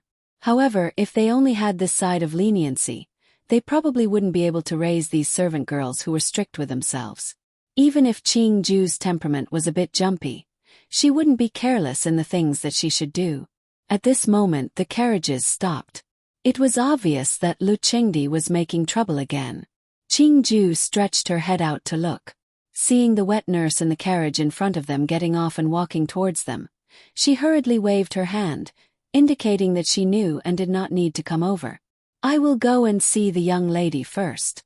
You guys prepare some iced fruits for the young lady. Also, go and find out how long we will stop. If it is long, find a place outside and open an umbrella." Qing Ju said and then got off the carriage. The others also quickly took action. Because she had been in the carriage for a long time, Jingwan was a little carsick. However, she still stayed quietly and did not cause trouble for others. Before she left, Nanny Gong and the others had already prepared a lot of food for her. They were especially particular about the food. Sun Yijia benefited a lot from the food. She was pregnant, so it was naturally more difficult for her. But when they were preparing, Jingwan had already prepared a portion for her. She seemed to be in good spirits, much better than Jingwan. Luo Jinghua and Sun Yijia were very grateful. This little sister was so considerate. Jingwan just smiled. Anyway, she was going to use it herself, and sister-in-law was just incidental. They knew very well whether it was incidental or not. She could have told them in advance and let them prepare it themselves. But in fact, some of the things that Nanny Gong and the others prepared were specially for Sun Yijia. In fact, Jingwan really felt that it was too troublesome to ask her brother and sister-in-law to prepare another set of things. Anyway, she had to prepare more at one time. It would save her a lot of trouble. There were not many things that were specially prepared for Sun Yijia. Sun Yijia's wet nurse and the others all saw this and were very grateful. After Sun Yijia's wet nurse who specially served her in this aspect was driven away, they had been learning. But after all, they did not have enough time to learn many things. Moreover, Nanny Gong, an etiquette instructor, seemed to be omniscient in this aspect. At this time they did not care so much and hurriedly asked for advice. Nanny Gong was not stingy. Sun Yijia stayed in Jingwan's carriage because Jingwan's carriage was not only comfortable, but also not so bumpy. In fact, when they left the capital, Jingwan had already prepared to give half of it to her. Even if she did not stay, she would have let her stay. She leaned comfortably and took a nap like this for a while. Looking at it now, Jin Qinhuang is not that bad. Wan Mimi, don't you think so? Jingwan closed her eyes and faintly made an sound. Sun Yijia could not tell if she was really responding to her or if she was just being perfunctory. Sun Yijia saw that she suddenly became so delicate. Thinking about it, it also made people's heart ache. Wan Mimi, the carriages have stopped. Do you want to go down for a walk? Wait a moment, let's see how long it will be. When Sun Yijia heard this, she did not move.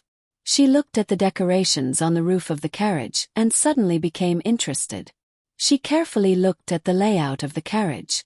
A lot of things looked ordinary, but if you paid a little attention, you would find that there was not a single thing that was ordinary. Ivory mats were considered extravagant in Duke Ding's Fu, but they were directly used to cushion the ground. When she first came in, she did not notice it. When she noticed it, the corners of her mouth could not help but twitch. And this couch, she did not know what was inside the cushion. It was soft and cool. Under the cushion, Sun Yijia reached out and touched it. The edges were very smooth. Because it was covered, Sun Yijia did not know what material it was made of. She simply lifted it from the bottom to take a look. Then, Sun Yijia silently put it down. Cool jade, it was actually cool jade that was even rarer than warm jade. The entire bottom of the couch was covered with it. As for the other things, Sun Yijia did not want to continue looking. If she continued to look, she, who grew up in a rich nest, would be jealous. Should it be said that he was worthy of being called the richest and most prodigal Jin Qinhuang? Just the things that were on the surface, Sun Yijia slightly estimated. His mother, the value was already more than 1,000,000 taels of silver. That's right. This carriage was sent over by Li Hongyuan a day before they set off. From the outside, it looked very ordinary and suited Jing Wan's status. But inside, those who didn't know what was good for them didn't care. But those who knew what was good for them felt like they were blind. When old Madame Luo saw this carriage, she was also silent for a while. However, she heard that this carriage had been specially modified so that it would not be so bumpy. She thought about how her own granddaughter had been sitting in this carriage for a long time and thought about the matter of Jin Qinhuang. No matter how much he cared about Wan Wan, his bad reputation was something that he owed Wan Wan. Moreover, Wan Wan was his daughter-in-law from outside. No matter how good he was to Wan Wan, it was only right that he treated her well. Thus, he impolitely waved his hand and let Jingwan take it. Jingwan did not look carefully at the things on the carriage. In any case, she had seen the extravagance of Li Hongyuan's carriage. Naturally, she did not pay much attention to it. What she cared about was also the shock absorption effect. However, for Jingwan, Jin Qinhuang was actually just a person that she knew. It was more special. Aside from the status of being engaged, there was also a very intimate contact. Even so, there was still no way for her to calmly accept his things. Although in Qi Yuan, after an engagement, giving some things would not be criticized, but what Jin Qinhuang did for her was considered considerate and thoughtful. To a certain extent, for example, it was usually two families who gave gifts during the New Year. What he did was a bit excessive. However, seeing that her grandmother accepted it without saying anything, Jingwan did not say much. In any case, the one who enjoyed it in the end would be herself. If she used all sorts of excuses to brush away Jin Qinhuang's face, it would not only make things difficult for him, it would also make her seem pretentious. She did not want to be a slut. Even after she found out the value of this carriage, she was silent for a moment and did some calculations. She was given a luxurious carriage that was probably worth a few 100,000,000 yuan. When she thought about how the other party's net worth was in the tens or hundreds of billions, to him, this was probably just a drop in the ocean. Thus Jingwan calmed down. Fortunately, Li Hongyuan's goal was to make Jingwan feel more comfortable and did not think of pleasing her. Otherwise, Jingwan's reaction would probably be so cold that he would be depressed again. However, Li Hongyuan also knew that Jingwan did not really care about material things. If it was good or fine, she could enjoy it. If it was bad or rough, she would not complain or refuse. It all depended on the environment. Therefore, if he wanted to use ordinary means like clothes and jewelry to please her, it was basically impossible. Sun Yijia closed her eyes to avoid being annoyed. Seeing that Jin Qinhuang's current performance was still barely acceptable, she decided to say less bad things about him. Of course, just this was definitely not enough. That rotten virtue of being fond of beauty was the key point. Thinking of this, Sun Yijia was stuffy again. Even if he was a Qinhuang, couldn't he be a bit more clean? There was a rustling sound outside. Very quickly, the inner curtain was lifted. Qing Zhu had already taken off her embroidered shoes. She first greeted Sun Yijia, then walked to Jingwan's side and whispered, "Miss, are you still uncomfortable?" Jingwan opened her eyes. "It's okay. Do you know how long it will be?" "Already went to ask. Does Miss want to eat some fruit?" "Don't eat too much. Don't worry, I know your habits. How about this servant read a passage to you now?" When the carriage was moving, reading a book hurt the eyes. Miss never let them read at that time. "Not for the time being." Jingwan sat up. "Sister-in-law, what do you think? Anyone with discerning eyes can see that I am definitely better than you." Sun Yijia teased. "Then it's fine," Jingwan said without thinking. Pregnant people fainted more easily. This was an indisputable fact. But now, she was even more delicate than pregnant women. Jingwan was also helpless. Qing Zhu covered her mouth and laughed. She took the round fan and gently fanned Jingwan. Because Sun Yijia was pregnant, there was no ice basin in the carriage. However, the inside of the carriage was much cooler than outside, so she wouldn't sweat if she stayed inside quietly. Because of this, Sun Yijia decided to stay. Otherwise, she wouldn't be willing to let Jingwan suffer without ice along with her. Sun Yijia had been puzzled before. Her carriage didn't have this effect. Now, she suspected that under the ivory mat, there was also cold jade. Fan sister-in-law. Pregnant people get hot easily. As soon as she finished speaking, the curtain was lifted again. This time there were several people. "Miss, third young madam, there is a message from the front. There is a forest ahead. His Majesty thinks the scenery is good, so he asked us to stop. He said that we will continue after lunch. This servant will ask someone to hold up the umbrella. Come down and sit for a while." There were still 2 hours before lunch. Moreover, even if the forest was big enough, could the carriage go deep into it? As expected of the emperor, he would never consider the feelings of others, nor would he consider the feelings of others. He was really not an ordinary kind of willfulness. This stop would take at least 4 hours. They could not stay in the carriage for long. The wet nurse and the maidservant quickly prepared the things outside. Unlike other families who had to spend time and effort to set up a shelter, they only had a big umbrella. With Sister He and Baishao, they did not need to spend much effort to set up the umbrella. Then they laid out a mat, a low table, a chair, tea and snacks, a fruit plate, and even quickly made a vase with materials from the ground. Sun Yijia saw the whole process. Speaking of which, the other families had not set up the pillars yet, but it was all done here. Moreover, it was a few servant girls who looked equally delicate. Sun Yijia turned to look at Jingwan. She felt that this result must have something to do with Sister Wan. She was indeed different. It was obviously a very simple thing, but others could not think of it. "Sister-in-law, don't be in a daze. Let's go."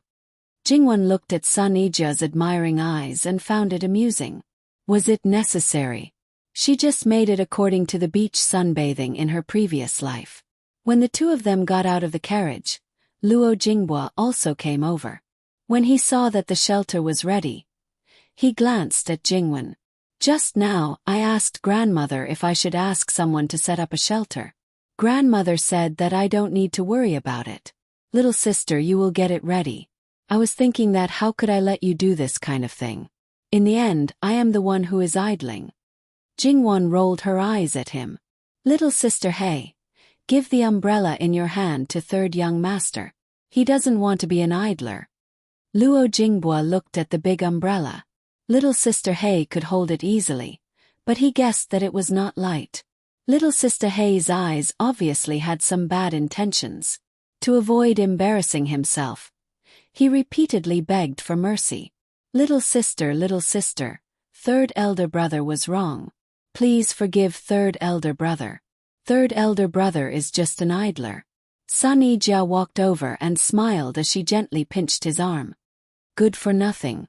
Luo Jinghua went from idling to living off a woman. With little sister and a capable wife, it doesn't matter if I'm not good for nothing. His expression was especially shameless. Bastard, you really are good for nothing. Luo Peishan scolded him. Luo Jinghua shrunk his neck and immediately jumped behind Sun Yijia. He pulled Sun Yijia's arm. Wife, why didn't you remind me that grandfather was coming? He seemed to have lowered his voice, but in fact everyone heard it. Even though she knew that he was doing it on purpose, Sun Yijia still blushed. Who cares about you, you good for nothing? She quickly walked to Jingwan's side. She even wished that Jingwan's entire body would block her. Luo Jinghua looked quite aggrieved. Everyone finally couldn't hold back their laughter. It seemed that the unbearable heat had subsided a lot. You're all not young anymore, but you're still acting like children. Madame Luo laughed and shook her head. While they were joking around, 2 more large umbrellas were set up, and other things were also prepared. Luo Peishan stroked his beard and nodded with a smile. It's indeed fast and convenient. Thus, when the other families had just started, the masters of the Luo family had already sat down and started chatting. That wasn't all. An even bigger umbrella was taken down. What was different was that after it was opened, the pillars were at the 4 corners. After it was fixed, it was completely a shade. The things the servants were doing could all be placed under it. Little sister, actually, 2 of those would be enough. There's no need to go through so much trouble. Luo Jinghua looked up. This is called fun, do you understand? Jingwan said unhappily. She could say that when she was in Qian Prefecture, she was used to such big umbrellas. The furthest place she traveled was her own village, so there was no need for the servants to do outdoor work. Thus, a few days before she left, she had people prepare a few big umbrellas. Only then did she realize that it was actually inconvenient, so she thought of this. In the end, Nurse Gong and the others nodded as if it was a matter of course. Masters and servants should be separated. Well, Jingwan didn't say anything. Luo Jinghua didn't know what fun was, but separating like this was indeed more comfortable than all of them being under the same shade. When the left and right families of the Luo family saw the situation of the Luo family, they were immediately envious, jealous, and hateful. Especially those servants who were busy putting up airs. They were sweating profusely. As for the masters, they didn't have a place to stay for a long time, so they felt more and more stuffy in the carriage. Even the ice basin couldn't relieve the heat, so their temper became even more irritable. Nurse Gong brought them freshly squeezed fruit juice. Everyone else used iced fruits. Jingwan and Luo Jinghua even had a small piece of ice added. However, Madame Luo and Sun Yijia used slightly cold fruits. While the others were still looking at the strange sight, Madame Luo was the first to pick up a small bamboo tube and put it into the juice. She took a sip and then let out a subtle sigh of relief. However, seeing her relaxed expression, her heart should be extremely happy. However, looking at her skillful movements, it was obvious that she was used to this. When the other 3 saw this, they followed suit. After taking a sip, they all felt very comfortable. Jingwan also slowly took a sip. The cool feeling slid from her mouth to her stomach, making her whole body feel comfortable. The discomfort caused by the motion sickness was almost instantly reduced by a lot. Drinking icy cold fruit juice with his family, there were people fanning him beside. Even though it was June, it was still a great enjoyment to be in the wilderness with such beautiful scenery. Jingwan looked at the forest in the distance and was a little lost in thought. Sun Yijia reached out and waved her hand in front of Jingwan. She didn't know when, but she had moved from Luo Jinghua to Jingwan's side. When she saw Jingwan looking at her, she asked, "What are you looking at? Didn't you hear me when I called you?" Jingwan raised the corner of her mouth, and a smile overflowed from the depths of her eyes. "I just suddenly feel very happy. Even if it's a hot summer day, even if it's a little uncomfortable now, I still feel very good." Hearing her words, the others looked over, especially Madame Luo, whose gaze was exceptionally gentle. "Grandmother is also very happy, isn't she?" Jingwan smiled. Madame Luo didn't deny it and nodded with a faint smile. Looking at her smile, Luo Peishan suddenly understood something. He had let her down a lot. However, even so at this time, he couldn't bring up the idea of retiring and then accompany her to enjoy her old age. The one who understood Luo Peishan the most was indeed Madame Luo. Seeing his expression at this time, she knew what he was thinking. Lord doesn't need to think too much. This moment is enough. Even if it was for Wan, it was impossible for him to retire at this time. Although they didn't particularly understand the atmosphere between the two elders, Luo Jinghua and Sun Yijia looked at each other tacitly. Their eyes flashed with a seemingly indescribable warmth, but they understood each other's feelings. Jingwan subconsciously covered her eyes. Single people couldn't afford to be hurt. This pair of old and young represented the beginning and end of a marriage. They were brimming with happiness, and the lethality of this was extraordinary. It caused her to even have a little bit of expectation for marriage. "I Ching Luo is very comfortable." Hearing this, the masters of the Luo family hurriedly looked back. Lu Chengdi was standing beside the carriage, and behind him was a group of people. His sons, palace servants, and the imperial guards brought along with them. They obviously came from the other side of the carriage. "Your Majesty the Emperor, you should at least let someone say something in advance. Is it really good for you to silently inspect the private lives of your subjects?" Alright, in this person's eyes, there was probably nothing he did that could be said to be bad. The servants followed their masters and hurriedly stood up to salute. "I Ching, you may dispense with the formalities." Lu Qingdi modestly raised his hand. He walked over unhurriedly and saw the things on the table. "I Ching Luo is indeed very comfortable." His voice couldn't help but become a little happier. Along the way, in fact, Lu Qingdi's pressure was getting lower and lower. He felt that when he was in the capital, he didn't have such a good time. So he stopped on a whim, intending to let everyone enjoy themselves. Then, he was prepared to see how grateful they were to him on a whim.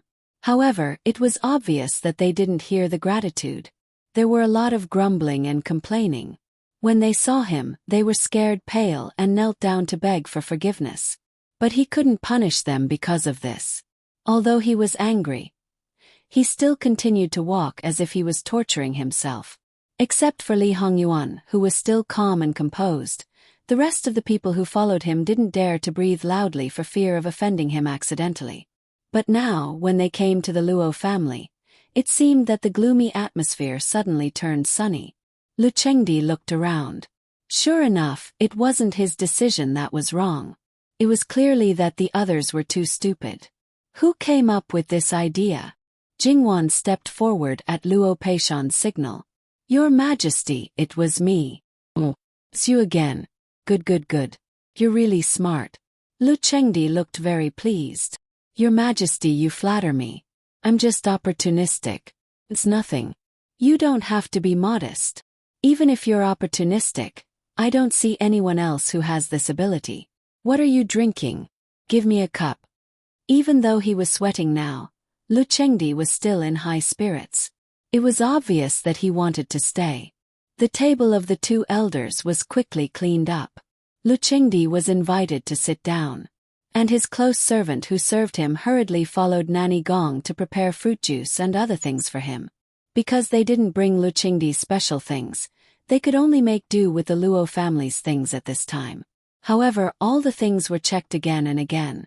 Although it was reasonable to do so because it was for the emperor, it still made people angry. It was Nanny Gong who had this thought. However, she didn't show it on her face at all. If she really wanted to poison him, there were many poisons that couldn't be detected by silver needles. While waiting, Nanny Gong said, "My dear minister, go get the chess pieces and play a game with me." Because Jingwan's carriage was the closest, he directly took the chess pieces from her carriage. https://www.bicken.com/11/11807/6653154. HTML. Please click here to report. Registration is free. We will deal with it as soon as possible. After reporting, please wait patiently and refresh the page. Please remember the domain name of this book. www.bicken.com mobile version reading website. Bicken.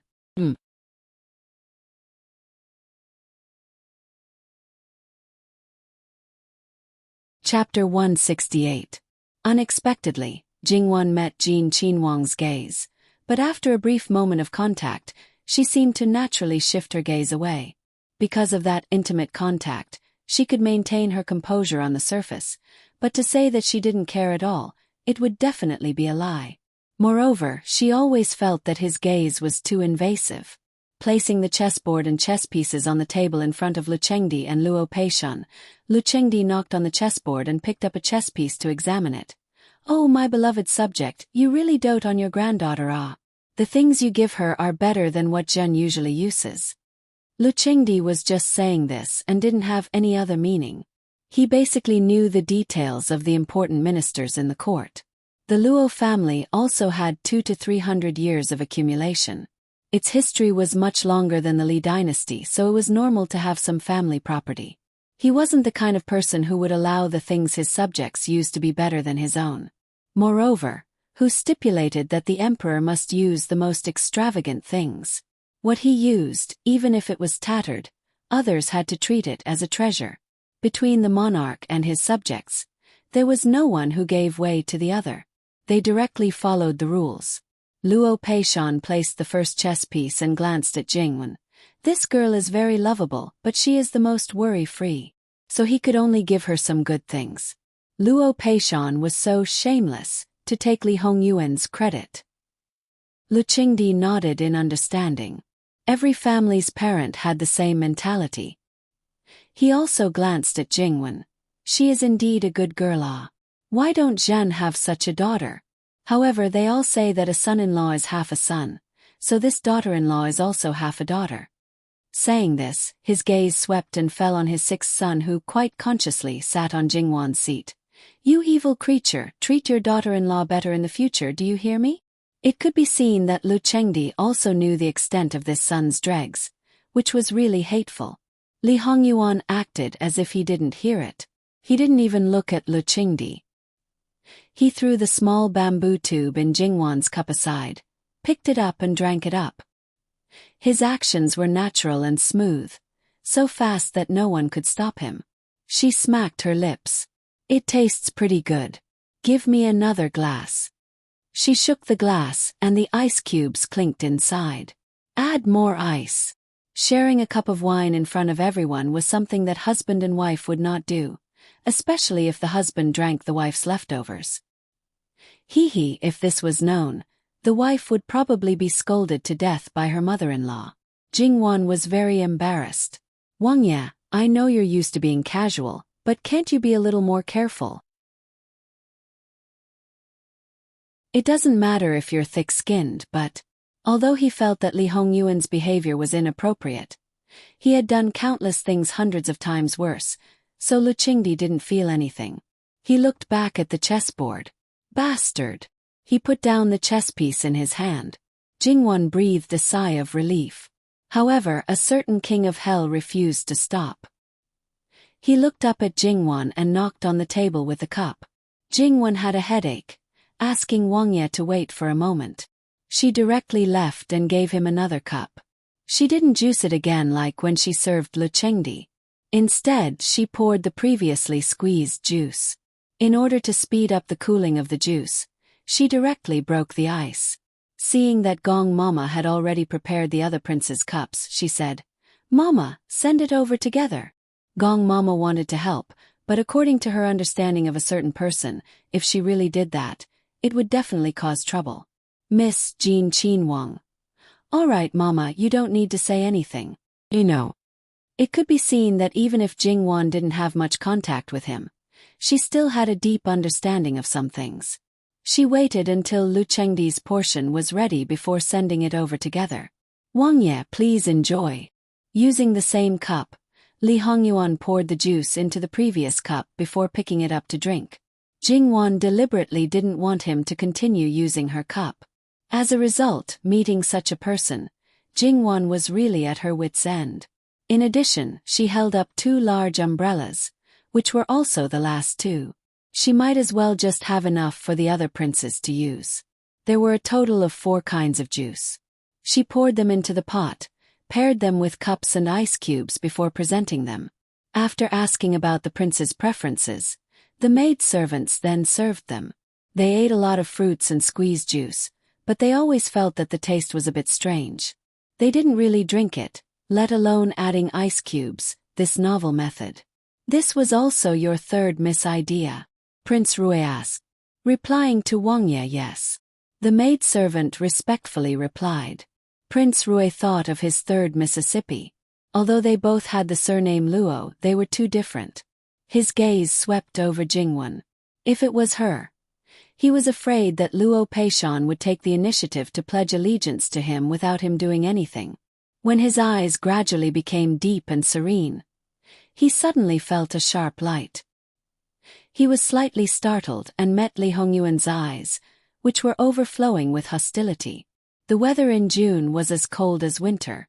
Prince Rui thought that if he dared to covet Luo Peishan's woman as his legal wife, he didn't know what would happen. Moreover, his father, the emperor, and mother would not let him off. He immediately smiled at Li Hongyuan to show that he absolutely had no evil thoughts. Li Hongyuan raised the corner of his mouth, which was a bit sinister. Lu Chengdi looked at the chessboard and reached out his hand. The attendant handed the cup to him. When he took it back, he saw the small bamboo tube. Even if he had never used it before, he immediately learned it without a teacher. He took a sip. Tasted good, but it was a bit cold. Even if he hadn't eaten it before, he knew that there was no ice in it. "Why didn't you add ice?" The valet groaned inwardly. Ice cubes were so cold that many people could eat them. Emperors in history did not live long lives, including Emperor Lu Chengdi. In fact, his physical condition was far worse than his peers. If something happened to his body, who would be responsible? Was it because they didn't serve him well enough? Or was it because the Luo family shouldn't have taken out this way of eating? Even if you are the emperor, there should be a limit to your willfulness. Eating ice at your age, do you want to die? Lu Chengdi's veins bulged on his forehead. He threw the chess piece in his hand over. "Evil creature, I am still young. What's wrong with eating some ice? Who can be more willful than you?" Li Hongyuan raised his hand and caught the chess piece. "You have a bunch of grandchildren, and you dare to say that you are young? It's one thing to refuse to accept old age, and another to deceive yourself. No matter how willful I am, I will not joke about my body. It's not yours, so don't smash it. Also, being impulsive and easily angered is harmful to the body." Lu Chengdi's chest heaved up and down. It was obvious that he was very angry. Luo Peishan's expression was as usual as he lightly tapped on the chessboard. "Emperor, it's your turn." People who saw this scene for the first time were really surprised. For example, Jingwan, Luo Laofuren, and Luo Jingbua. Sun Yijia, who had moved her seat to sit with Luo Laofuren, was the same as the others. She was used to seeing this and was accustomed to it. It was said that Jean Qinhuang was lawless and out of control. Even his old man would stand up for him. Lu Chengdi often flew into a rage. Jingwan originally thought that this matter must have been exaggerated. No matter how much Lu Chengdi indulged his son, he was first the monarch and second the father. How could he tolerate his son's disrespect? However, seeing that Lu Chengdi's undulating chest returned to its original level, continuing to play his chess, drinking his fruit juice, and not adding ice, his anger disappeared so quickly, so magical. Jingwan could be considered to have opened her eyes. Even her 3 views were slightly refreshed. However, Jingwan didn't know that this was actually the result of the accumulation of time. Li Hongyuan tested Lu Chengdi's bottom line step by step. At least, at the beginning, he absolutely couldn't do it to this extent. He only borrowed Lu Chengdi's guilt and heart to make up for it, moving forward step by step. And Lu Chengdi unknowingly retreated bit by bit. His tolerance became higher and higher, so much so that it became a habit. A behavior pattern that when changed it would be strange, and other people were also used to it. Even for Lu Chengdi, it was a rare enjoyment. That's right, it was enjoyment. In his eyes, this was a pure father-son relationship without any interest. Even if he was angry, it was also habitual. Came quickly and went quickly. For example, just now in his understanding, this son's words weren't pleasant to hear, but in essence, he was concerned about his health. This evil thing had angered him more and cared less.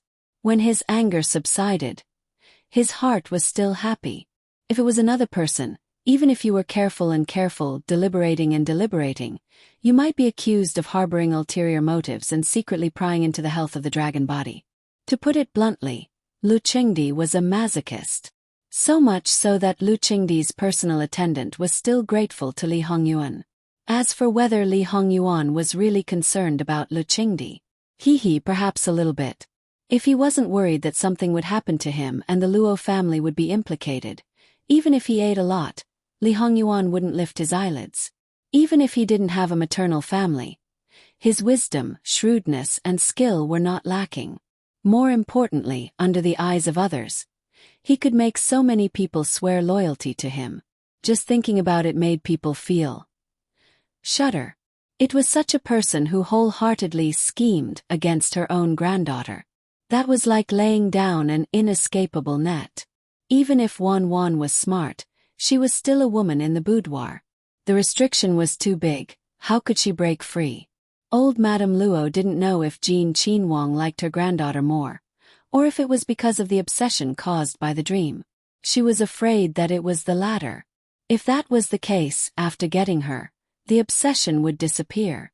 At that time, it would be better if he just gave Wan the cold shoulder. She was afraid that he would think that what he did before was not worth it. For a woman, he would go through so much trouble, lose face, and then want to remove the stain of the past. But now there was no way to retreat. No, it should be said that from the moment he started scheming, there was no way to retreat. Jingwan wanted to sit with old Madame Luo and her brother and sister-in-law. A certain person who never cared about secular etiquette would tell you, let alone a door. There wasn't even a crack in the door. Thus, Jingwan had to bite the bullet and sit opposite Li Hongyuan, the farthest position from him. Lu Chengdi shot a glance at Li Hongyuan. You evil creature, take it easy for lousy. It's fine if you don't have any face, but don't harm. Luo Peishan suddenly coughed. Even if you're the emperor, don't go too far. Everyone is turning a blind eye to it, but you still have to expose it, right? My good granddaughter is being wronged right now, but you still have to peel off her face.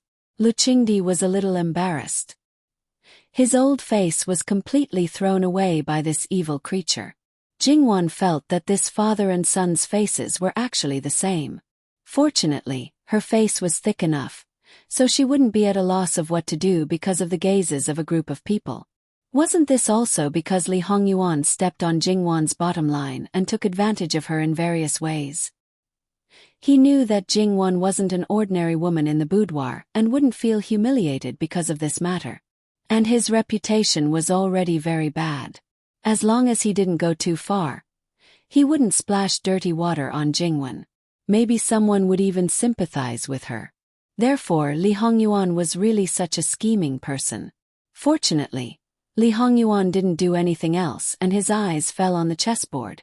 Li Hongyuan's chess skills were not an exaggeration to call him a master. Therefore, after watching for a while, He became disinterested. His eyes fell on Jingwan again. He wanted to pull his wife into his arms and kiss and hug her, but unfortunately, he could only think about it. He glanced around. The Minister of Revenue, who was at the back of the Luo family's carriage, brought his eldest son to the Luo family's residence to join in the fun.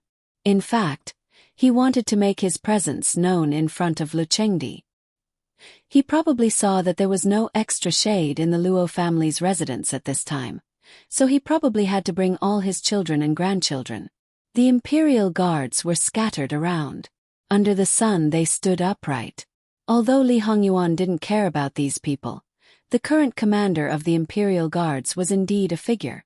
The imperial guards under him were much better than the previous commander.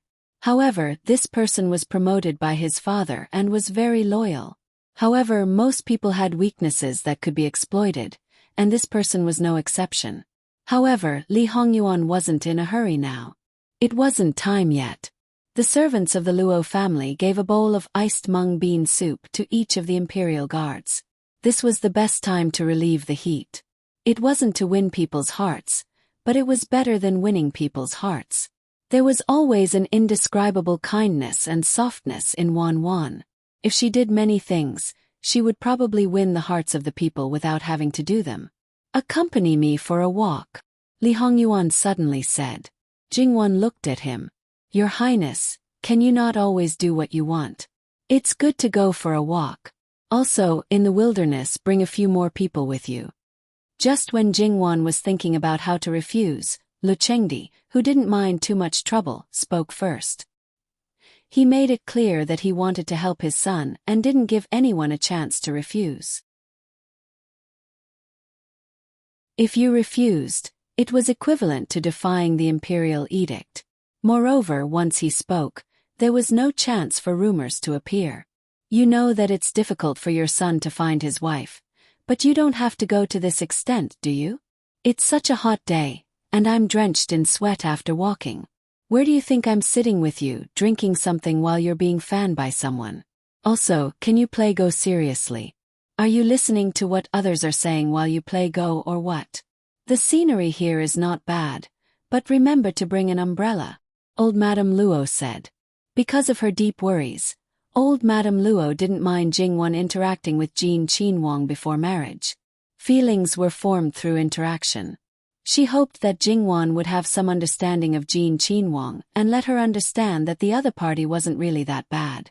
For a man, no matter what his mentality was, he should hope that the woman adored and admired him. Compared to being calm and self-restrained, the former would certainly make people happier. It wasn't to deliberately curry favor, but to let Jingwan have a trace of expectation and longing for the future instead of not having any hope in the beginning. She held on to her heart and didn't waver. If that was the case, even if there was a chance, she would miss out on happiness. At the same time, she wanted Jin Qinhuang to see the real Jingwan and not be completely affected by the dream. She wanted him to like her more, care more about her, and truly put her in his heart. Perhaps this was also the reason why old Madame Luo easily let Jin Qinhuang take Jingwan away last time, even though she knew that Jingwan might be bullied. For Jingwan to have a good future, old Madame Luo was really mentally and physically exhausted sometimes. Li Hongyuan could more or less understand old Madame Luo's thoughts. As a grandmother, to be able to do this much, it was really not an ordinary kind of rare. Moreover, from what he understood, old Madame Luo had actually played the role of a mother. Being raised like a pearl or a treasure, Li Hongyuan found it hard to imagine. In his previous life, when Wan Wan had defiled herself in order to get rid of the clan, and later on, when she had fallen into a difficult situation and experienced many hardships, and even died in the end, what kind of state was old Madame Luo in? Li Hongyuan got up. "Let's go." In her current state, she wouldn't be bullied. It didn't matter if she just walked. Seeing Li Hongyuan leisurely leave the carriages, Jingwan directly took the paper umbrella from Gong Momo's hands and held it herself as she followed. The servant girls naturally brought some things that could be used and followed closely behind. Behind them were Li Hongyuan's guards. It wasn't a small number of people, but it made Lu Chengdi frown. "Zhongqing, take 10 people and follow." "Yes, Your Majesty." the commander of the Imperial Guards replied. Then he selected 10 people. Lu Qingdi's care for Li Hongyuan was absolutely something that the other princes could only envy. If they were jealous every time, they would have gone crazy long ago. It would be best if the eyes didn't see, the heart didn't grieve over it. Thus, after hearing Lu Qingdi's words, the princes all lowered their heads to drink the fruit juice in unison, as if it was a supreme delicacy that could attract all of their attention. Unfortunately, they didn't realize their own actions. The people who saw it were all silent. To meet such a biased old man, they also sincerely wiped tears for these princes. They didn't say anything and just silently sympathized with them. As they walked further and further away, they were basically out of everyone's sight. Li Hongyuan walked slowly, and Jing Wan's speed was definitely not fast. Thus, unless Li Hongyuan stopped himself, Jing Wan would only fall behind him at a distance that was neither too close nor too far. Knowing that she did it on purpose, Li Hongyuan couldn't do anything about it. If the mountain didn't come to him, he could only go to the mountain. Li Hongyuan stopped and turned sideways with his hands clasped behind his back, looking straight at Jingwan. Jingwan didn't stop and directly walked in front of Li Hongyuan, casting a shadow on him. "Your Highness." Li Hongyuan held out his hand. Jingwan was slightly startled. After a moment of hesitation, she passed the umbrella in her hand to him. After receiving the umbrella, Li Hongyuan turned and continued walking. This time, Jingwan obediently followed him. On the side where he held the umbrella, there was about a fist's distance between their arms. However, this distance seemed very intimate to the people behind them, so they unconsciously slowed down to give the two of them some space. Can the carriage still be used? Those good-for-nothings from the Ministry of Works only improved it a little after a few months. Hearing this, it was obvious that those people from the Ministry of Works had been bullied miserably. However, Jing Wan probably wouldn't have thought that their misery was entirely caused by her motion sickness when she came to the capital. "Your Highness is so kind. The carriage is many times more comfortable than the previous one.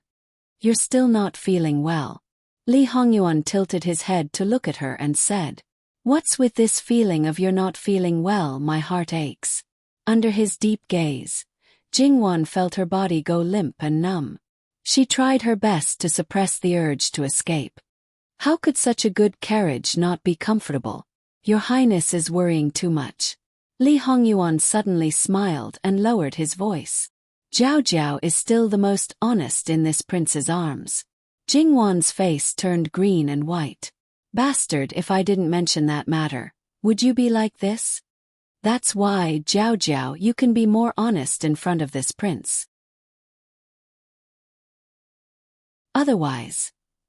Jingwan subconsciously reached out to cover his unbridled eyes that seemed to be looking at her body through her clothes. She gritted her teeth in anger. "Your Highness, please leave this subject's face." Li Hongyuan held her hand and saw that she was really angry and hateful. If he continued to tease her, she would probably become angry. At that time, not only would his heart ache, but it would also create obstacles for him to pursue his wife. So he had to stop before going too far. All right, don't be angry. It's this prince's fault. This prince is wrong. Let's not talk about it anymore. Jiao Jiao, calm down. If you apologize just because you want to, where's your dignity as a prince? Where's your bottom line? Has it been eaten by dogs? However, after he made such a fuss, she really couldn't get up. How did she meet such a fickle man? Her heart was tired. Li Hongyuan kept his word and didn't bring up embarrassing topics. Instead, he casually chatted with Jingwan. He was really quite casual and said whatever came to his mind. And here they talked about things from all over the world, history, culture, and even some local customs. Gradually, Jingwan became fascinated by the conversation. She even asked questions like "and then?" and then. From time to time, Li Hongyuan looked at her sparkling little eyes. After reading so many books and knowing so many things, he actually felt the most accomplished at this moment. He really fell into her hands and would never be able to climb back up. When Jingwan pulled herself out of this situation and looked at Li Hongyuan again, she felt that something was a little wrong. What happened to saying that he was useless except for his appearance? Not to mention that he was very knowledgeable and talented, it was impossible for him to be so comprehensive in such a short time. However, as long as she mentioned something, there was nothing that he didn't know. He could even say that she was most proficient in flowers and trees, and he definitely didn't make it up. Your Highness, you really are not a simple person. Really what? Li Hongyuan asked with a smile, but he didn't seem to expect an answer from her. He looked at the small stream next to them. I won't let you be implicated by me and die in a few years. At least I can protect you for a lifetime of peace and happiness, and I can make the Luo family stand tall for 100 years. Jiao Jiao, how about we go to the other side? Jingwan came back to her senses. She really didn't understand this man at all. When he was bad, she simply wanted to bite him to death. When he was gentle, even someone like her couldn't help but tremble. From time to time, he would say something that would stir her heartstrings, but then he would immediately act as if nothing had happened. Who knew that it was never Li Hongyuan who appeared to be right but was actually wrong? It was just that when he poured out his heart to her, she wouldn't believe him. Following his gaze, she looked over. Through here, the shallow stream was so clear that one could see the bottom. Large and small stones could be clearly seen. There were also small aquatic creatures that suddenly swayed their bodies, stirring up a small pool of muddy water. The place in front of them just happened to be divided into 2 layers. There were smooth stones on top, and one by one, they were exposed above the water surface. Presumably, someone had placed them there when they passed by. Do you want to go? There was also a forest on the other side. The trees were green and very attractive on this hot day. Okay. Li Hongyuan casually threw away the umbrella in his hand. His long legs stepped into the stream and steadily stepped on the stones. He turned around to help Jingwan. Your Highness, please go first. This subject's daughter can do it on her own. Li Hongyuan just smiled faintly and persistently stretched out his hand. Jingwan shamelessly put her hand in his palm. Because of the weather, her body temperature was a little high, but she didn't feel sweaty. Thank you, Your Highness. I'm your fiancé. Wan, you don't have to be so polite. She restrained herself, but in the end she didn't say it out loud. Li Hongyuan walked in front and carefully pulled her forward. Originally, one had outstanding martial art skills, while the other had been exercising all year round. Their steps were very steady. If they had the courage, they could have easily walked over. However, the 2 of them held hands and walked with difficulty. In the end, they were both concerned about each other. Jingwan couldn't see in front of her. Every step she took, she followed Li Hongyuan's footsteps. Once, she stepped a little bit wrong and there was a bit of moss on the side. She slipped and was about to fall down. Be careful. Li Hongyuan put strength in his hand and quickly turned around. He grabbed Jingwan's waist and naturally fell down. However, the fault was actually less than 2 feet high. With Li Hongyuan's martial arts skills, he wouldn't let the 2 of them fall into the water in such a sorry state. When his feet submerged in the water, he had already firmly held Jingwan in his arms. Jingwan naturally wrapped her arms around his neck. Her face was close to his and their breaths could touch. Jingwan slightly blushed. She thought, this guy didn't do it on purpose, did he? As for whether it was on purpose or not, only Li Hongyuan knew. Since his shoes and clothes were wet, he didn't care anymore. He carried Jingwan through the water. The remaining 2/3 of the journey was much faster than the previous 1/3 of the journey. In the depths of the forest, a pair of demon-like eyes stared fixedly at the 2 of them who were acting intimately. There were several times when she was ready to break free from the shackles of reason and tear the 2 of them to pieces. The servant girl next to her seemed to be standing calmly, but her hands were faintly trembling, indicating her true emotions. Return. It was only one word, but it was hoarse and unpleasant as if his throat was broken. He was just in a bad mood and wanted to avoid her for a while. How could he let her see such a scene? He was really treating her like this because of her. He had never taken the initiative to approach the previous few women or cared about them. Now he was so careful to protect her. Was it because she was his fiancée? Was it because he was moved after the engagement? Who was he trying to fool? Li Hongyuan, you deceived everyone. You schemed against everyone. You even used me. Just for her, right? Good, very good. I want to tear you all to pieces. No, you care so much about her. I want you to see with your own eyes how she is humiliated. I want to make her dirty and lowly. Let's see if you still care about her. However, I should repay you first. It's good if you succeed, but it doesn't matter if you don't succeed. When they reached the shore, he put Jingwan down. There were only a few drops of water splashed on her body, so it was impossible to see. Your Highness, why don't we go back first? It's definitely uncomfortable to wear wet clothes. It's okay. Someone will go back and get clothes for me. How could he be so insensible when he followed him? Let's go. He didn't hesitate and directly took Jingwan's hand. Just as they were leaving, he slightly narrowed his eyes and glanced at a certain place. The grass was green and there were some wild flowers mixed in. The colors were quite colorful. Walking along the stream, Jingwan broke a branch and played with it. She was a little lost in thought. Jiao Jiao, what are you thinking about? Li Hongyuan asked. Your Highness. Actually, this subject is not used to you calling me Chen Jiao Jiao. In fact, not being used to it was secondary. The most important thing was that it made her involuntarily think of the origin of this name. It was so embarrassing. Then what do you think I should call you? Jingwan hesitated for a moment. Just call me Jingwan. Okay. Li Hongyuan nodded without hesitation. I'll do whatever you say. How could she not be like this? You haven't told me what you were thinking about just now. Li Hongyuan didn't seem to notice her little struggle. I was just thinking that at this time in the past, I would be running around in Qian Manor, catching fish in the water, picking fruits in the trees, and hunting in the forest. I would be so dirty that I would look like a wild girl. However, grandmother has never restrained me. She said that a girl's happiness was limited to the years before she got married. Therefore, after I learned what I needed to learn, the rest is up to me to do as I please. That kind of carefree days was really something that she missed very much. However, catching fish was actually just for fun. There was no need to bring out the fishing skills from her previous life. Why did you say that? What? Jingwan didn't understand. Why did you tell me this? Don't girls pay attention to chastity, gentleness, and dignity? Jingwan smiled. Your Highness cares a lot. Then what should I do? Your Highness won't dislike me so much, right? Jingwan didn't really care about this point.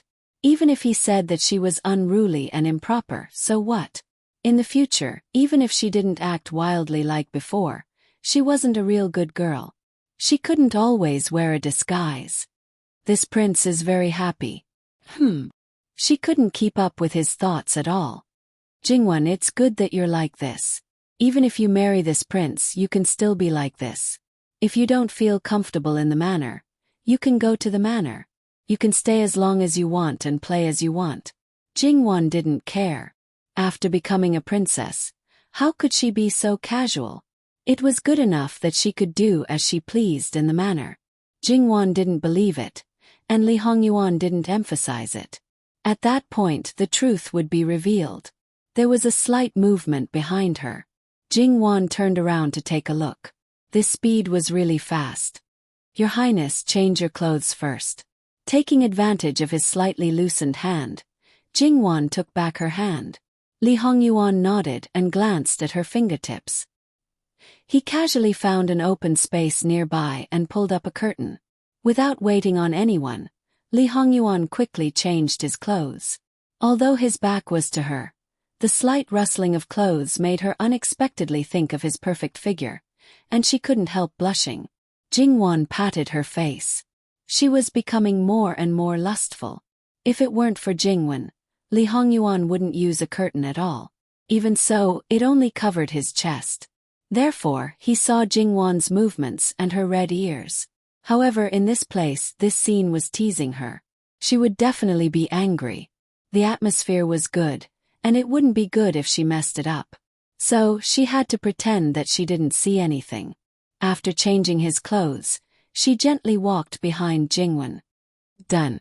The voice was so close to her ear that she seemed to feel the warmth brushing against her ear. Jingwan was shocked. Li Hongyuan chuckled. You're so timid. Bastard, was this a problem of being timid? Li Hongyuan touched her face. The scenery is good and it's shady. Why don't you sit for a while? Jingwan wanted to avoid it, but it was too late. She could only nod.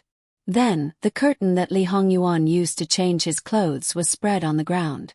So, Bai Xiao and the others who were standing not far away didn't go forward. Li Hongyuan sat down casually with one leg stretched out and the other bent. One of his elbows was propped up on the ground, and he was half lying down.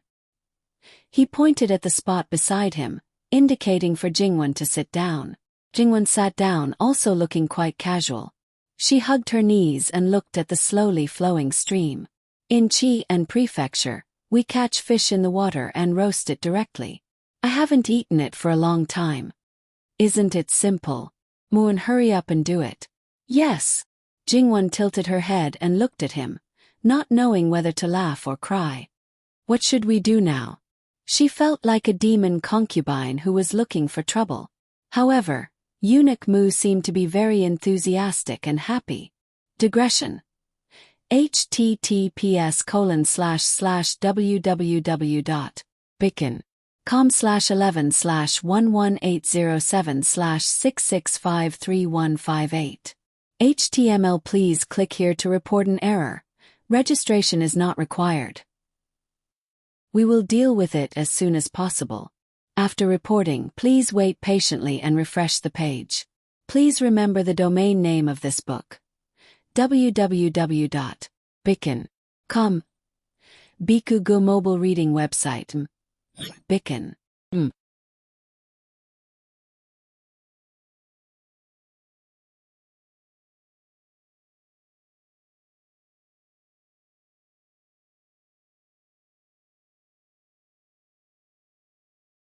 Even if they didn't contribute anything, they would at least be rewarded for their hard work.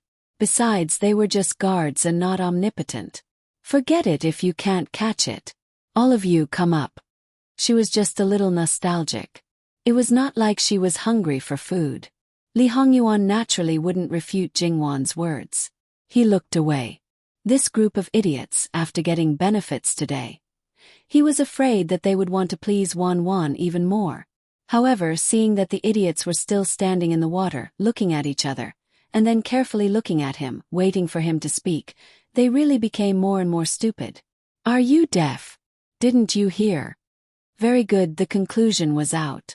In the future, they would follow the mistress's words as the first standard. However, the shoes and socks were all wet, and the clothes were half wet. Even in the summer, it was not restrained to wear them. But obviously they could only endure it at this time. For them it was not a big deal. If you want to ask, why didn't they take off their shoes and socks before going into the water? Being indecent in front of the mistress. Did they want to die? Miss, why don't you let this servant do it? Hei Mei volunteered and looked at Jingwan with some expectation.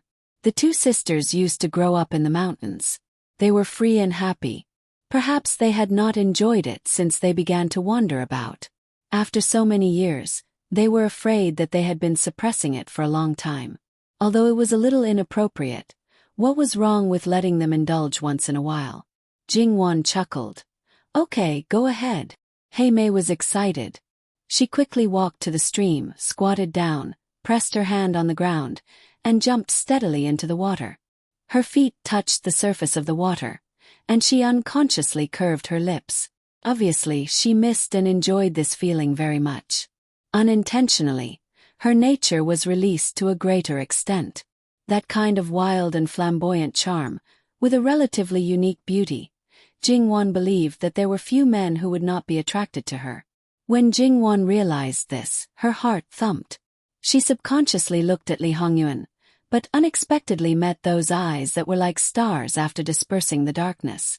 It seemed that when she did not know, he had been looking at her so attentively, which made Jingwon unable to help but blush a little.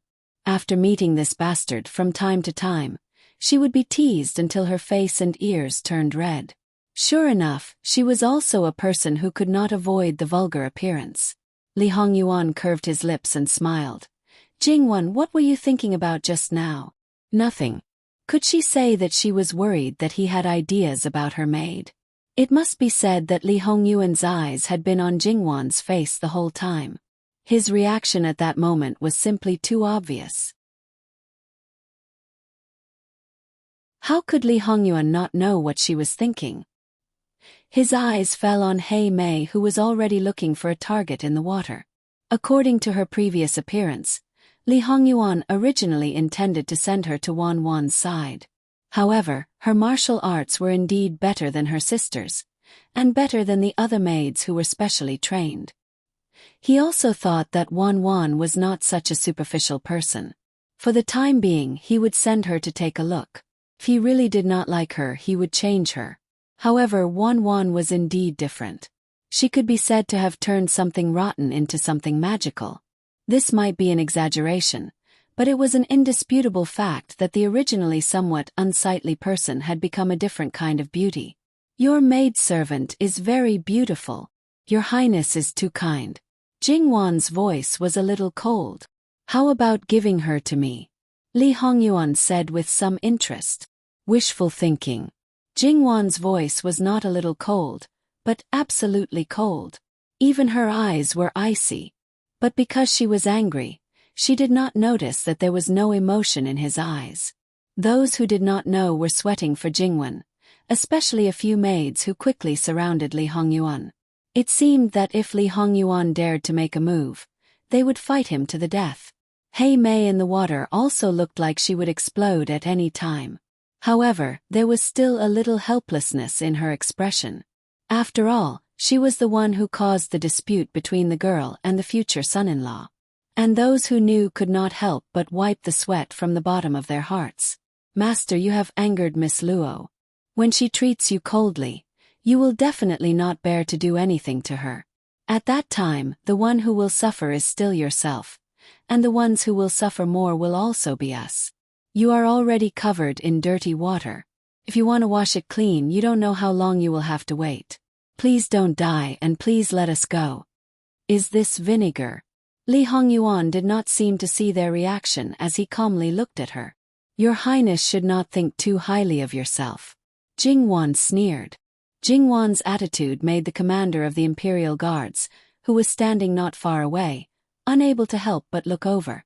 The Jin Qinwang, who was unbelievably gentle to his fiancée, made him quite surprised. However, as the commander of the Imperial Guards, he had been in the palace for a long time and had a deeper impression of Jin Qinwang's temperament. Going head-on with him was definitely not a wise choice. He could not help but break out in cold sweat for Jingwon. However, he had his own responsibilities. This was not something that he should care about, nor was it something that he could care about. After all, this was a matter between the fiancé and fiancé.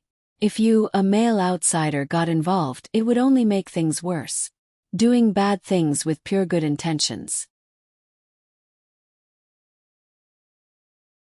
Tisk, Jingwon doesn't care about herself, but is worried that the servant girl will be ruined by Ben Wang. Although he already knew that this would be the result, his heart was still a little bitter. He also thought that he had experienced everything, including death. His heart would not be hurt anymore. In fact, ever since he started over, there was really no one who could shake him in the slightest. He had long been prepared to grind with Jingwon to death. In this process, no matter what she did, she would not be able to hurt him. However, in the end, he still overestimated himself and underestimated the influence that Jingwon had on him. Li Hongyuan's words made Jingwon's anger subside slightly.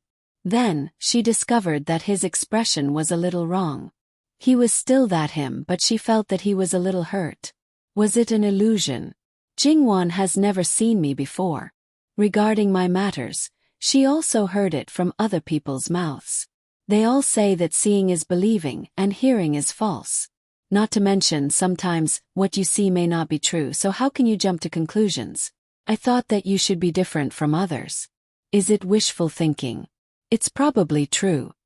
This weak attitude made Jingwon at a loss in an instant.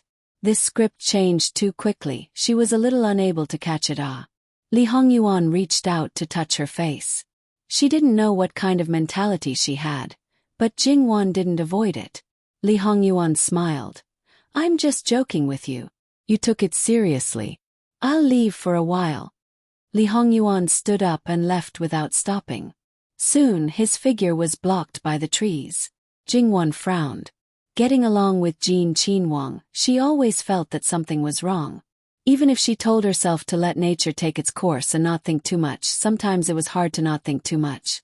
Following Lee Hongyuan, An Yi and the commander of the Imperial Guards also left. In this wilderness, no one knew if there would be an accident. Although there weren't so many accidents in the world, but everything should be prepared. If something happened to Jin Qinwang, even if they had 10 heads, they still wouldn't be able to bear it. When they chased after him, they only saw Lee Hongyuan's cold and stern figure standing with his hands behind his back. The two people subconsciously paused. They felt that the living king of hell right now was a real living king of hell. Just the figure of his back made people's scalp numb. Lee Hongyuan turned around, and the two people subconsciously knelt on one knee. With the most respectful attitude, they waited for his orders. As it turned out, Lee Hongyuan's mood was quite bad right now. The hostility seemed to be substantial, and he himself seemed to be somewhat unable to suppress it. Jingwon's words at first were only a little bitter, but that feeling didn't disappear so quickly. Instead, it became more and more intense. But now, he actually couldn't say what kind of feeling it was. If he didn't leave quickly, he was worried that he would do something irreparable to Jingwon. Although it certainly wouldn't hurt her. Lee Hongyuan suppressed his impulse to kick the two people in front of him to death. Thoroughly investigate the forest. The two people didn't dare to neglect. No matter what the reason was, in short, the current him couldn't be provoked. When they left Lee Hongyuan's line of sight, their taut nerves relaxed a little. The sixth prince, Jin Qinwang, was ruthless and temperamental. The commander of the Imperial Guards had never experienced it more deeply than at this moment. It turned out that when he was in the palace, he had already restrained himself a lot. He glanced at An Yi. Following this kind of master, he really couldn't help but feel pity for him. An Yi saw his expression in his eyes. Pity me, you should take care of yourself.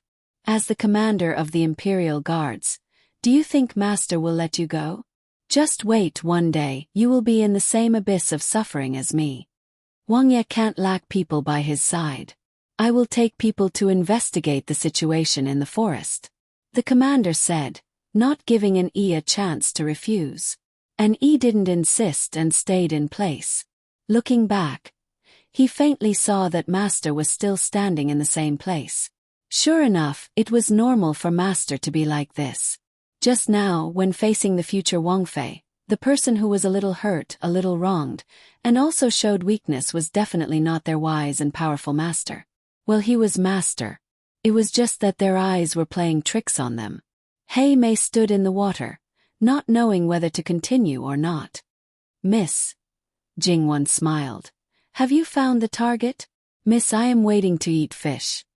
Hei Mei became spirited again. Miss, wait. As long as there is fish in the water, you will be able to eat it. Jingwon showed an expectant expression. As if she thought of something, she looked back and found Bai Xiao. She was the same as Qing Zhu, belonging to the more calm type. However, Jingwon felt that her mind should have the same idea as Hei Mei, so, Bai Xiao, go down and help Hei Mei. This way it will be faster.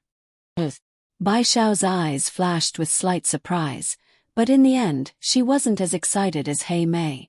The two sisters were used to working together. Even if they didn't say anything, they seemed to have a tacit understanding. Even if it was muddy water, nothing could be seen clearly. After feeling around, Hei Mei suddenly raised her hand.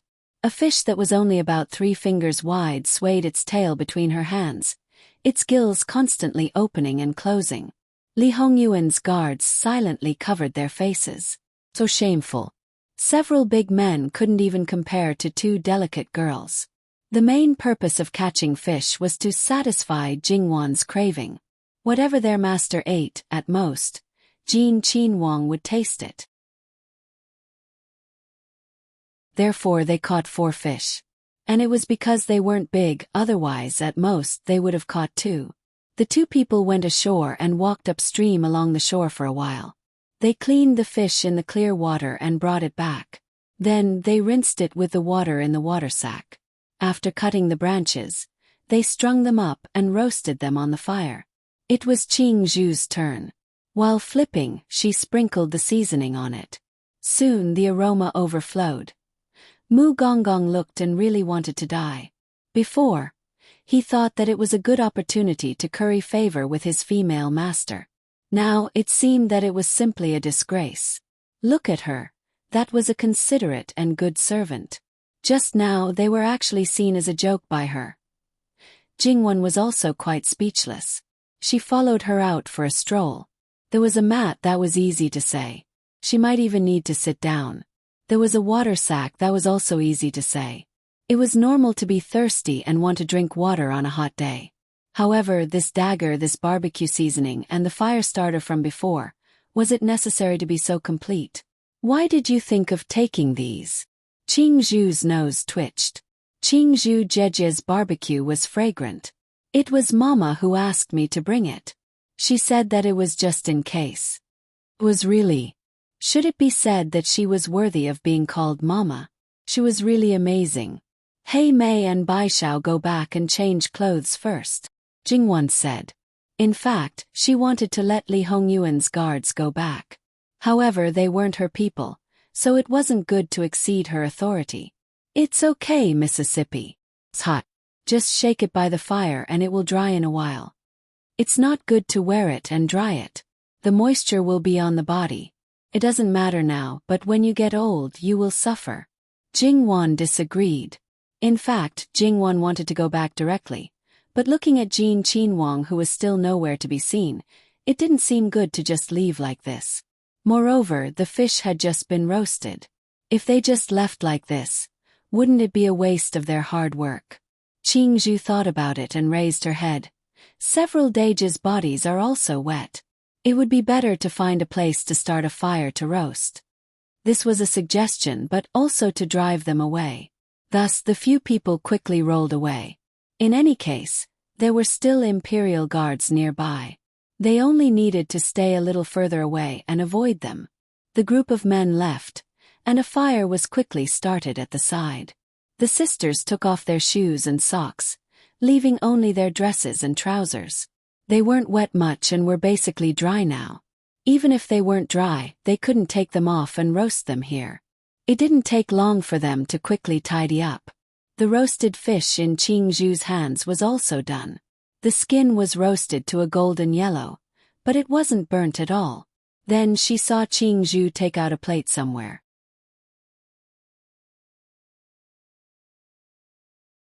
Looking at that posture, was she going to take the fish down, peel the skin and pick out the bones, and then let her enjoy it in a reserved and elegant manner? Jingwan's forehead was filled with black lines. She directly took the branch in Qing Zhu's hands and took a bite of the fish's back. Roasted like this, eating like this is more interesting. Jingwan was the master. She wanted to eat like this, then eat like this. In any case, there were no outsiders here. As for whether or not they would be seen in the dark, who cares? As long as her family's miss felt comfortable and happy, it was fine. Jingwan quickly finished the fish. Even if the fish was relatively small, she still left behind a relatively complete skeleton. The taste is really good. Jingwan actually wanted them to taste it. Unfortunately, each and every one of them was very disciplined. Jingwan wiped her mouth and washed her hands. That Yi still wasn't coming back. If it was said that Li Hongyuan's previous reaction that Jingwan didn't care at all, it must be fake. After hesitating for a moment, she still decided to go and take a look. "I'll go take a look, you don't have to follow." "But Miss..."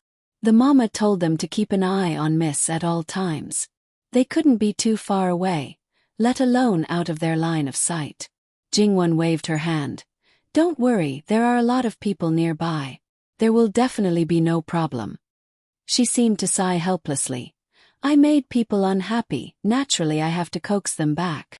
Jingwon clapped her hands and went to the place where Lee Hongyuan had left. Not long after, Jingwon saw a figure. Looking at the clothes, it should be Jin Qinwang's guard. That person was standing with his back to Jingwon.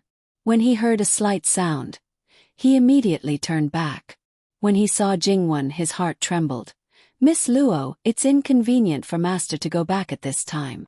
Jingwon stopped, her heart slightly moved. There seemed to be some abnormal sounds in the forest ahead. What was going on? However, since the guard was stopping her, Jingwon naturally wouldn't continue to rush over. Just as she was about to turn and leave, a black shadow rushed over here. Even if she didn't know what was going on, Jingwon knew that it was not good. Without saying anything, she turned and ran. Jingwon had never been a real delicate Mississippi. Therefore, when she ran, her speed wasn't just staggering. Stepping on branches and stones could cause her to trip and fall. That guard wasn't someone to be trifled with either. He pulled out his sword and slashed at the black shadow. The two people were soon engaged in a battle. However, it was clear that his skills were a notch higher.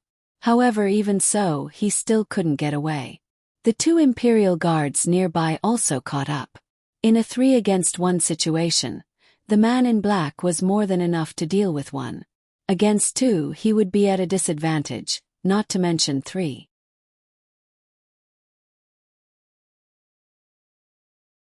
However, before those two people could catch up, the man in black suddenly took out something from his waist. That was clearly a crossbow. Sacrificing an arm to deal with the guard, he aimed at Jingwon and pulled the trigger. "Won, be careful." That panicked cry even carried a mournful cry. Jingwon didn't even think and didn't care about the situation on the ground. Her foot slipped and she rolled. With a swoosh, the sound of something breaking through the air came from above. Jingwon saw an arrow firmly nailed to a tree, half of it embedded in it.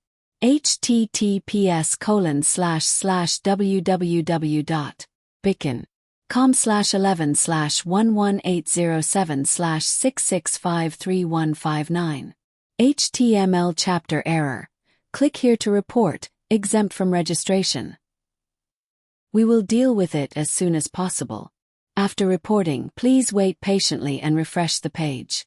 Please remember the domain name of this book. www.bicken.com Biku Go mobile reading website. Bicken.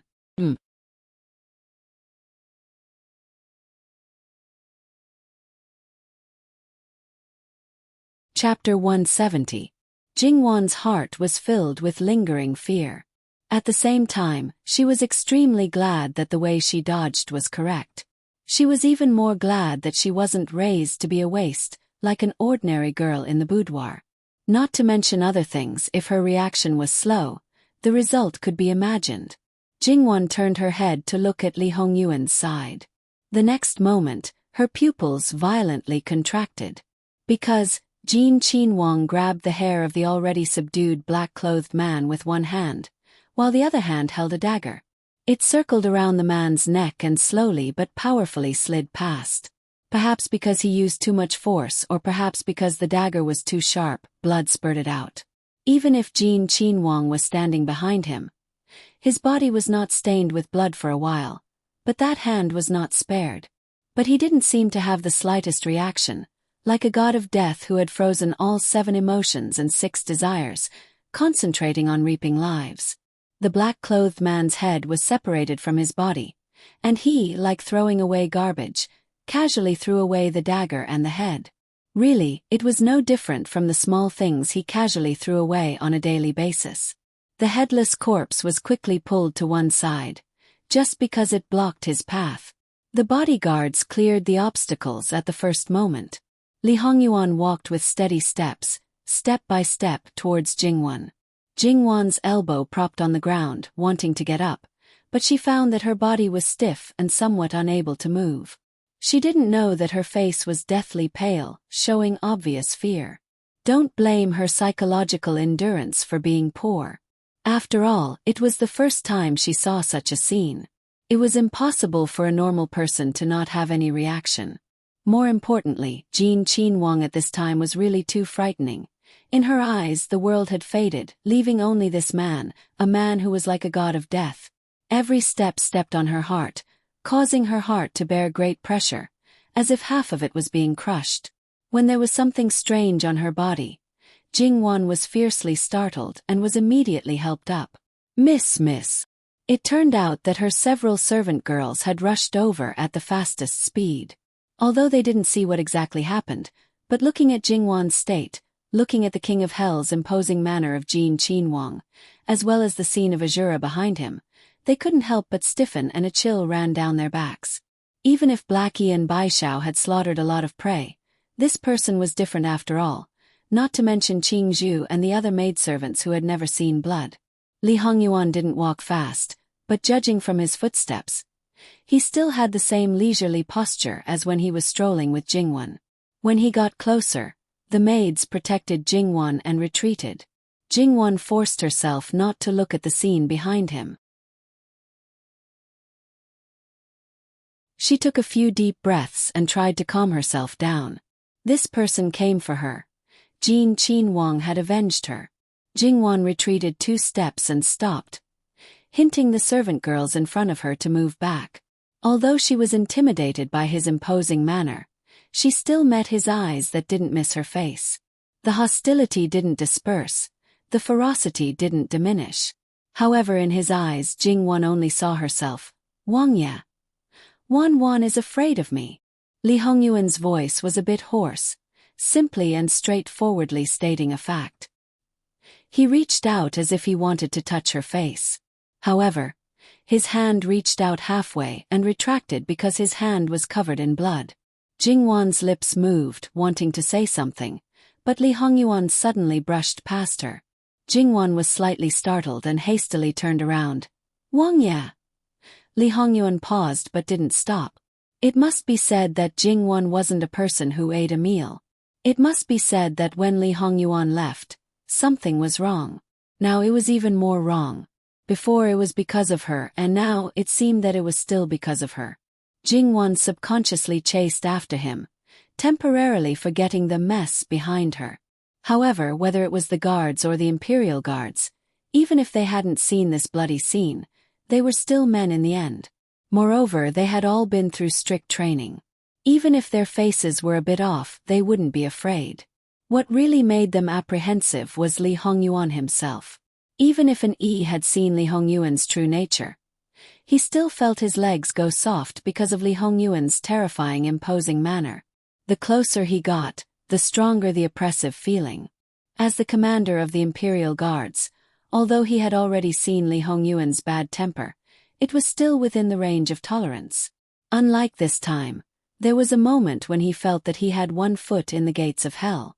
At this moment, when Li Hongyuan had walked far away and disappeared, he felt that he was still alive. However, looking at the corpse in front of them, the two people couldn't help but look at each other. Out of nowhere, there was an assassination attempt. Moreover, it was very obvious that this assassination attempt was made at the last minute. Moreover, the target was Luo-san, Mississippi. No, it should be said that it was mainly Luo-san Miss. And Jin Qinhuang seemed to be venting his anger. Incidentally, if it could succeed, if it couldn't, it didn't matter. No matter how one looked at it, it made people feel very strange. There was a corpse in front of them, and there were 2 more in the forest behind them. Because Li Hongyuan had sensed something strange from the beginning, because his mood wasn't good, he temporarily left and let them investigate. Unexpectedly, they found that something was wrong. 3 black-clothed men appeared out of nowhere. Because their whereabouts were exposed, they actually wanted to withdraw. Unfortunately, even if their martial arts were high, they couldn't stop the pursuit and interception of several times more well-trained people. Moreover, because Jin Qinhuang was in a bad mood, He needed to dispatch people. It was even more impossible for the 3 people to escape, and naturally became the target of his venting. Li Hongyuan fought 1 against 3. The others seemed to be loosely surrounded in all directions, but it let these 3 people clearly know that their escape route was blocked.